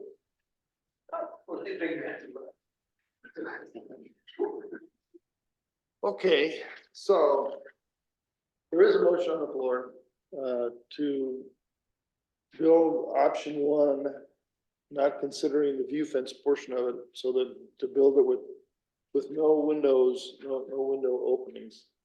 And I'm gonna tell you, I'm most similar probably to the vice mayor, and although I'm not sitting on the view fence wall, I am. It is a difficult decision. I think, I mean, correct me, but I believe that this whole window idea may well have started with me. Because I don't like the idea of this 10-foot wall along that park. I just think is gonna be oppressive. Just, well, we had talked about either painting a mural or something on it, or doing something with it. Because I think it's really gonna be. I saw. If you drive along Villanova now and you look at where the wall ends, where this house and the wall ends, that's a big wall. And if you think about that thing extending all the way down on the Nicer, it's more than a quarter mile probably. It's just gonna, I think it's just gonna be overwhelming. So I don't like the idea of not having something, From inside the community though, your view is going to be with trees and landscaping and the mature trees that are already there, and I'm sure more landscaping going in, because we're moving the wall, so we'll have. No, I think we can do We things can to soften the mitigate. wall with that, but from the inside. But it needs to be mitigated. That was my concern was people in the park, Yeah. not the people outside. Right. And could we take that down from 10 foot to 9? Would that make a difference? I'm not sure. We ended up at 10, I think, because of noise mitigation from Camelback. I have to look at the numbers, but every foot you're losing a few decibels of protection. And I mean, it's similar to going further. Once you move away from a wall, it gets louder. Similar, once it comes down, obviously a few more decibels come over. We already know we have a problem with Camelback being too noisy, so making it shorter probably is not a good idea. If we put a view section in it like we've got proposed, that's some of that sound deadening is going to go away. But it's also in an area where it depends on how the sound, how it flows, I guess. So one other thing to bring up might be hard to visualize.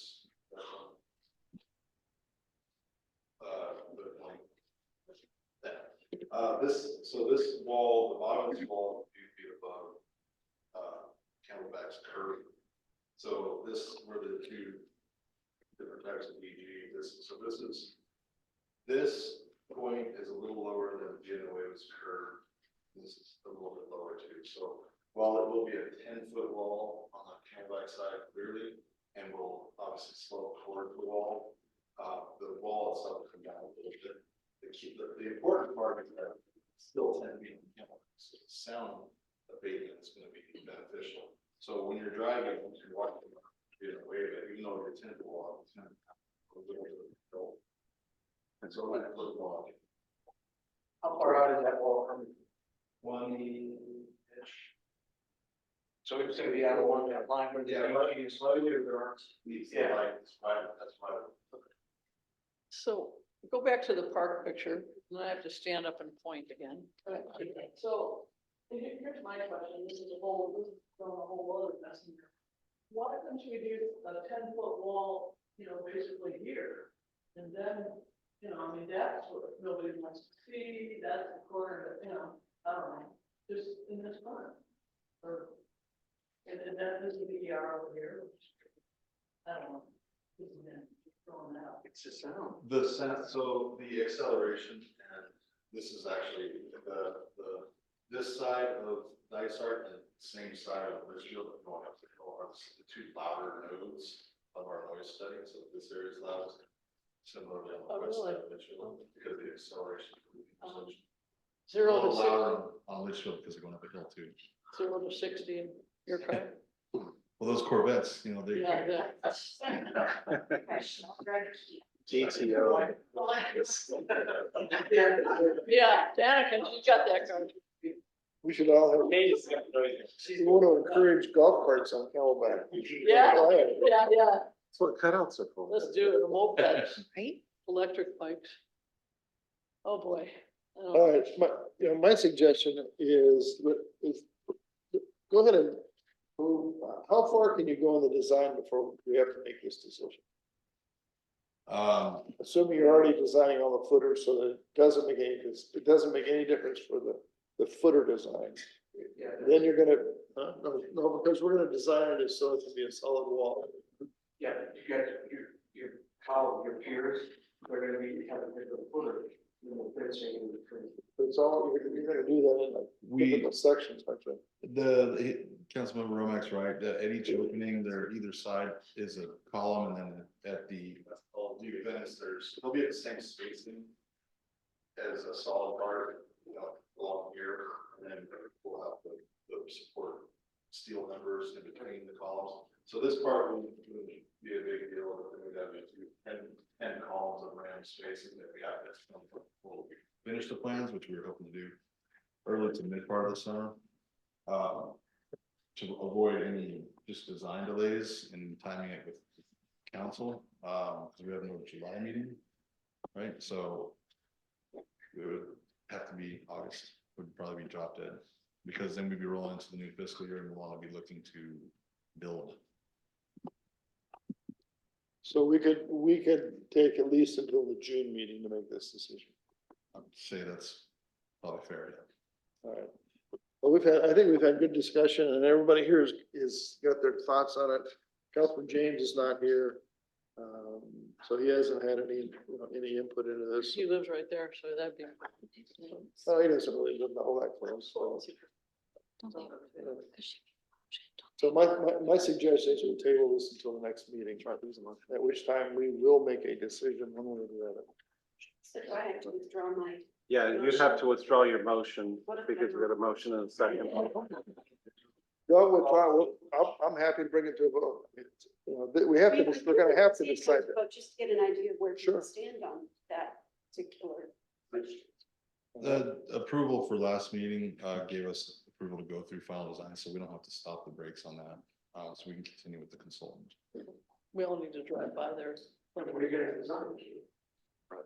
Paper wall with popsicle sticks. No, you don't understand, is you would do additional 5 columns, We'll you gotta run the steel in those columns. We have column design, so it will be plan view, 3 sheets and a revision to the cost estimate in the bid tab. I mean, I'm simplifying it, but that's a couple of days worth of drafting work. Trying to save money.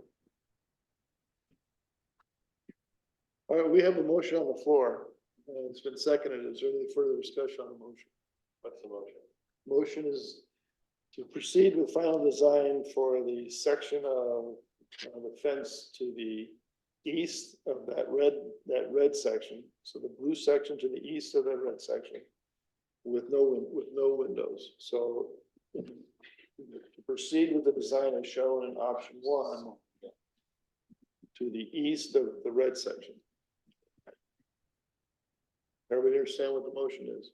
Motion is to have, Yeah. that is not to have one. To have no windows. Councilman Clare, do you understand the motion? Yes, sir. Okay. All those in favor of the motion, please signify by saying aye. Aye. All those opposed to the motion, please signify by saying no. No. No. All right, so that motion fails. So at this point, we can go forth with, the other decision that we have to make is for the view section, the red section on this drawing, red section on option 2 drawing, the height of the wall below the fence. So Why are we delaying talking about the windows? Why don't we just make a motion to make it But, that? no, the windows, I think, is already, since no windows failed, the windows are gonna pass. So now the next question that we don't know is, what do people favor for the large view section? A 3.5 or 4 foot solid section or a 6 foot solid section? This section, we're looking at each of these options separately. So option A and option B. Right. So option B is the taller solid section. Option A is the shorter section. So is there a motion between option A and option B?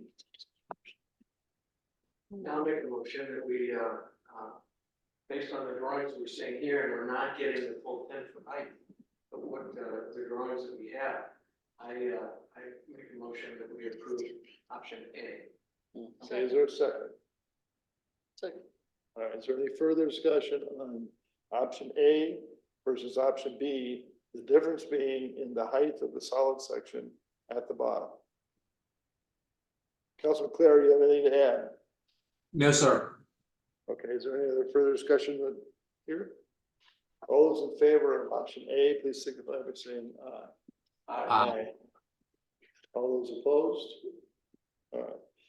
So we have now passed two different motions. One says we like option A, the other one saying that we don't favor no windows. So the only other option, the only other thing that's could be a question is whether option A applies to the window sections or not.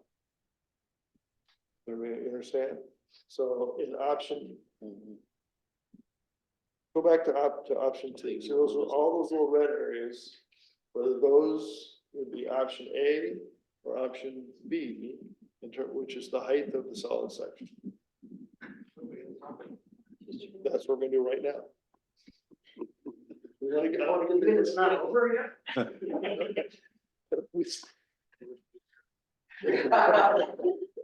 So does anybody have a preference one way or the other between A and B for the window section? Show the pictures again, please. We don't have a picture of the big window. We do, it's just the taller one, it doesn't have.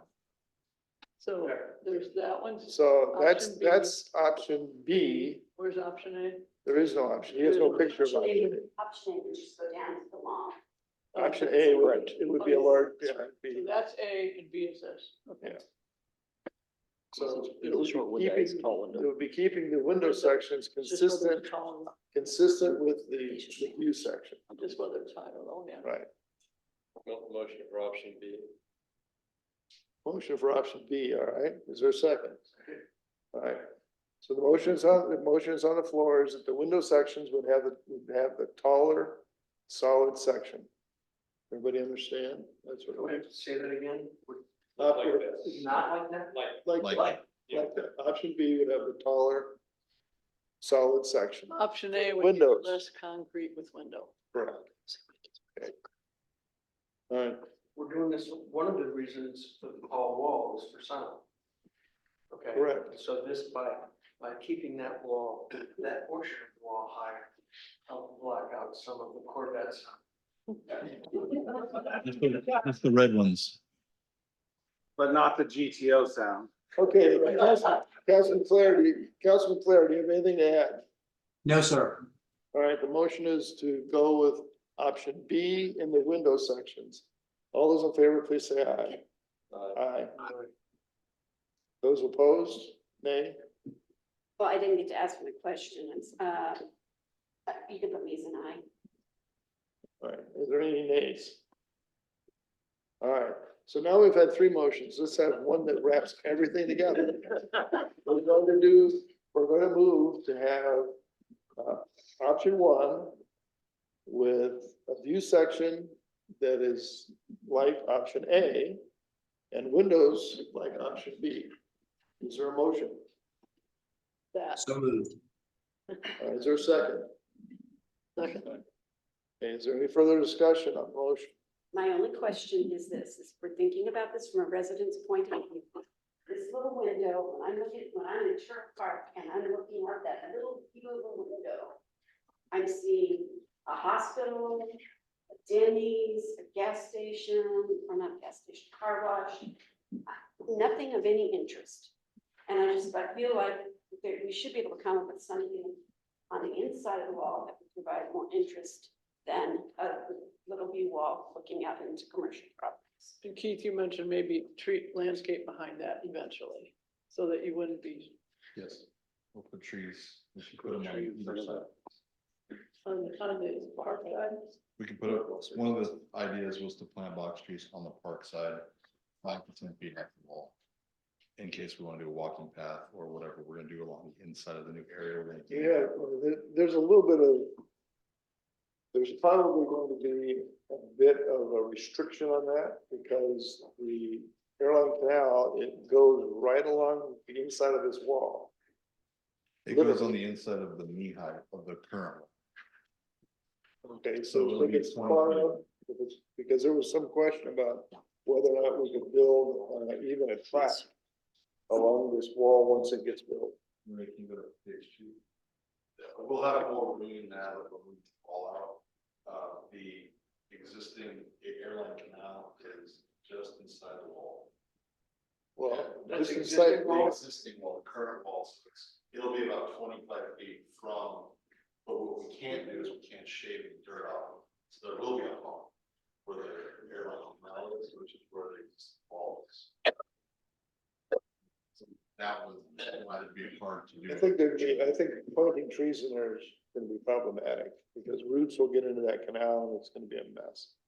But, so I don't think you can count on it, you know, maybe we can get some oleanders or something, I don't know, but.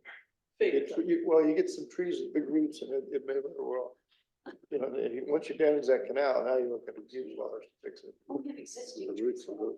Can you plant them on But the existing trees are quite a ways On the away. street side, and we, They're root inside. barriers, steel root barriers can be installed, down 5 to 6 feet and the roots will then grow under the canal. We have options. All right.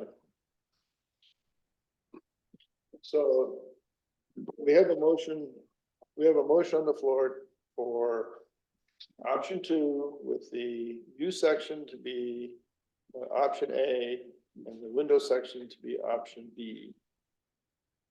Okay, that motion is still pending, correct, City Clerk? Yes. Okay, is there any further discussion on the motion? It's the same as the motions we've already passed, correct? It incorporates all 3, correct? Okay, all those in favor, please say aye. Aye. Any opposed? All right, so you have a direction. Okay. Keith and Terry earned their money just now. Thank you, everybody. Or not, Well, We appreciate your patience. yeah.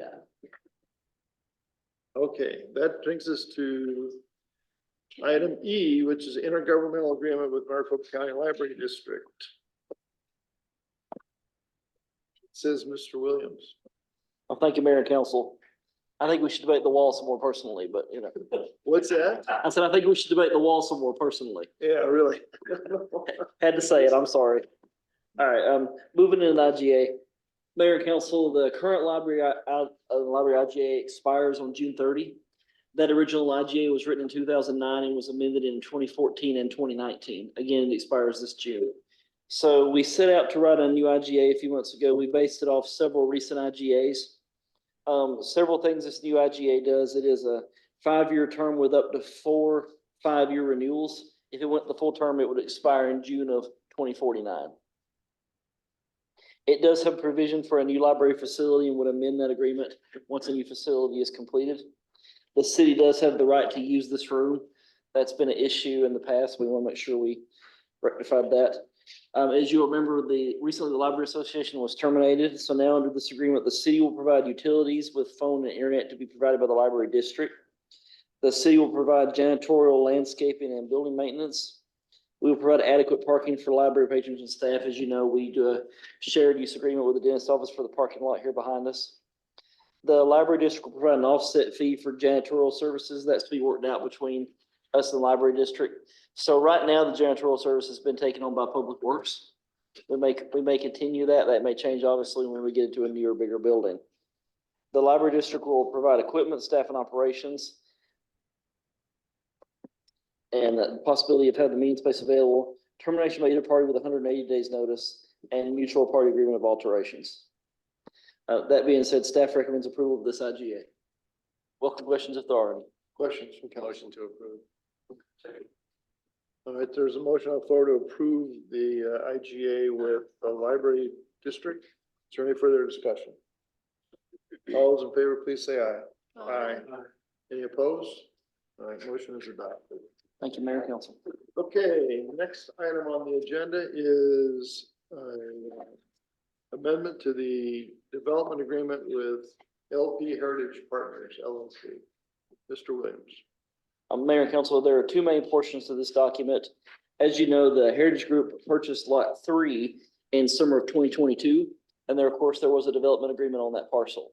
So this would amend that DA, and it would also purchase parcel 4. Parcel 4 is the parcel immediately north of parcel 3. As part of the 2022 DA, parcel 4 was encumbered by the DA on parcel 3. And what I mean by that is the DA required Heritage Partners to build 106 parking spaces on parcel 4. If we own the dirt, if they own the dirt, they still have to build the parking. In discussions with them, they had told us that they need to purchase parcel 4 for personal business reasons. And so we had a BOV done on parcel 4. BOV is a broker obtained valuation. We did, of course, include in that valuation that, again, it's encumbered by parking. The only thing you can do on parcel 4 is parking for this building, because you can't have the building without the parking, okay? And that BOV came back at $8.60 per square foot. So we don't know the exact total price because we're working exactly on where the northern line is gonna be. If you remember, Fairway is an entrance only. We didn't want commercial traffic exiting out on the Fairway. So the city will build that little piece there just south of Fairway, and they will build up to it. There is language in here that they will actually do the curb and gutter, et cetera, but we'll reimburse them for some of it. It's a very small portion. That's why we show it as $8.60 per square foot, not a total purchase price, okay? Again, that's to purchase parcel 4. Some other things that go along with that, instead of curb and gutter, we would require the combination of lot 3 and lot 4 into one lot within 180 days of closing. The reason why there's never an issue in the future of an easement. If they were going to be kept as separate parcels, I would tell you there should be an easement there to cover the future. Because what if you sold one in the future and didn't sell the other? For that reason, we would require them to be closed.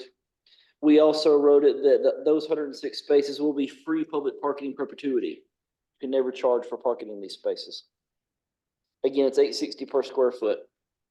That's the main points on the purchase of parcel 4. Also on that, on parcel, changing the DA, we would require, there was some question about this. They had asked to pay the permit fees, which are roughly $47,000. They didn't want to pay them till later in the year, which is fine. But we wrote a few points in there in exchange for that. For example, commencement of construction no later than December 1 of 2024. Payment of all fees no later than November 1, 2024. Completion of construction with 18 months. One extension of up to 360 days. Both those points were in the original DA. The city has the perpetual right to record a public access easement on parcel 3 as needed. And that failure to apply would have a percentage fee in there if that happened, if they didn't meet those dates. That's a high level. Again, this amends the current DA because they wanted to wait on the permit fees to require them to start building within a certain timeline. And also through the purchase parcel 4. There would be additional closing documents to come back to council, but again, this is to amend the DA. So I don't remember. Did we parcel all this off? Because like parcel 4. We did. Woody's concept when he did all these parcels was that the city was going to continue to own all of the parking lots. But we were going to require the builder to build the parking lot out, but they weren't going to own the property. The problem when you do that is the bank doesn't want to loan on the building. Right. The building doesn't, if the building owner doesn't own the parking lot. So it causes problems. We didn't know that at the time. We didn't. And then the other thing we didn't know at the time is that we're going to try in the future to incorporate the parking actually inside all the buildings. Yeah. So you really have to have these lots together. So we're putting all the lots back together. So basically that lot 3 is 3 and 4 because they need to have parking with it as well. Correct. And so lot 4 is way less expensive than what they paid for lot 3. Not way less. So I don't think it's way. Yeah. So No, less than Say it was $8 a square foot? No. on parcel 3, they paid $11.50 and per square foot in summer 22. Oh, I On thought- parcel 4, they'd be paying $860. Oh, I thought they paid. It would be worth more than that if it wasn't encumbered by parking, but all you can do on 4 is park. Right, right, right. Yeah, that makes sense. And the city can't sell that lot, can't sell lot 4 to anyone else. Right, anyway. Because they're obligated to build out parking. So Yeah. essentially, they're still doing what they're obligated to do, Right. but they're buying the land Yeah. for Which that we're amount. To do, yeah. Mr. Vice Mayor. Thank you, Mayor. The report from staff is somewhat confusing to me. We're keeping, I presume, at closing, we're going to get and keep an easement for parking. It gives us perpetual parking rights over that property we're selling. This says in here something about a right to record an easement in the future or something. I don't know how the hell you would do that if it was sold to somebody else. Yeah, I- the theory was that we were gonna keep the right to have public parking on that parking lot forever. Yeah. And we're gonna do that through the DA, Right. not through a separate easement, but in the DA, which will be recorded. So we'll have that right, it'll be a lien on the property through the DA as opposed to an easement. Right, we're gonna get an easement in the DA. Correct. Essentially. That's what it's gonna That's say. what we're doing. Well, the DA says they're required to maintain lot 4 as free public parking into perpetuity. The reason we've included that language with regard to the city being able to record any future access easements is because based off of the design of that parking, there's going to be access through Fairway to the different streets. And there may be access that goes into that parking lot from a parking structure that's built in the area where Scott Lodge is now. But this says that the access easement is over in parcel 3, which is the one we sold, correct? And you want it over parcel 4, which is the parking lot. It doesn't say that. It should be over parcel 4. Yes, We that don't need would, an access even on 3. it should be 4, so we just note that as I'm a. getting this confusion here, so what you're trying to do, but it would seem that that parking area, somewhere in these documents, you call it easement, you call it DA, I don't care what you call it. As long as it has the easement language in it and it's recorded at or before closing, we're fine. And it needs to be before closing so that some lien holder doesn't have a prior right if there's a foreclosure. Right, we need to get it done ahead of time. Yeah. Any other questions? Councilman Clare, any questions on the amendment to the development agreement? No, sir. All right, is there a motion to approve amendment to development agreement with LP Heritage Partners for parcels 3 and the purchase of parcel 4? Is that so moved? Yeah. Is there a second? Any further discussion? All those in favor, please say aye. Aye. Any opposed? Motion passes. Thank you, Mayor and Council. It appears that from all indications, they're going to try to start construction by the end of summer. So I think it's gonna get, our first one is gonna get going. We do have a need for an executive session under A, B, C, and D. So is there a motion to go into executive session? For a second. Bye, guys. Say aye. Good night. Aye. Thank you. All, any opposed? All right, we are in executive session. Terry, we're gonna do the village CFD or the Litchfield Square CFD first? Village, right? Okay, so I want to call to order the regular meeting of the Village at Litchfield Park Community Facilities District. First order of business is approval of the minutes, which have been presented to us by Ms. Roth. Is there a motion to approve the minutes? So moved. All right, all those in favor, please say aye. Aye.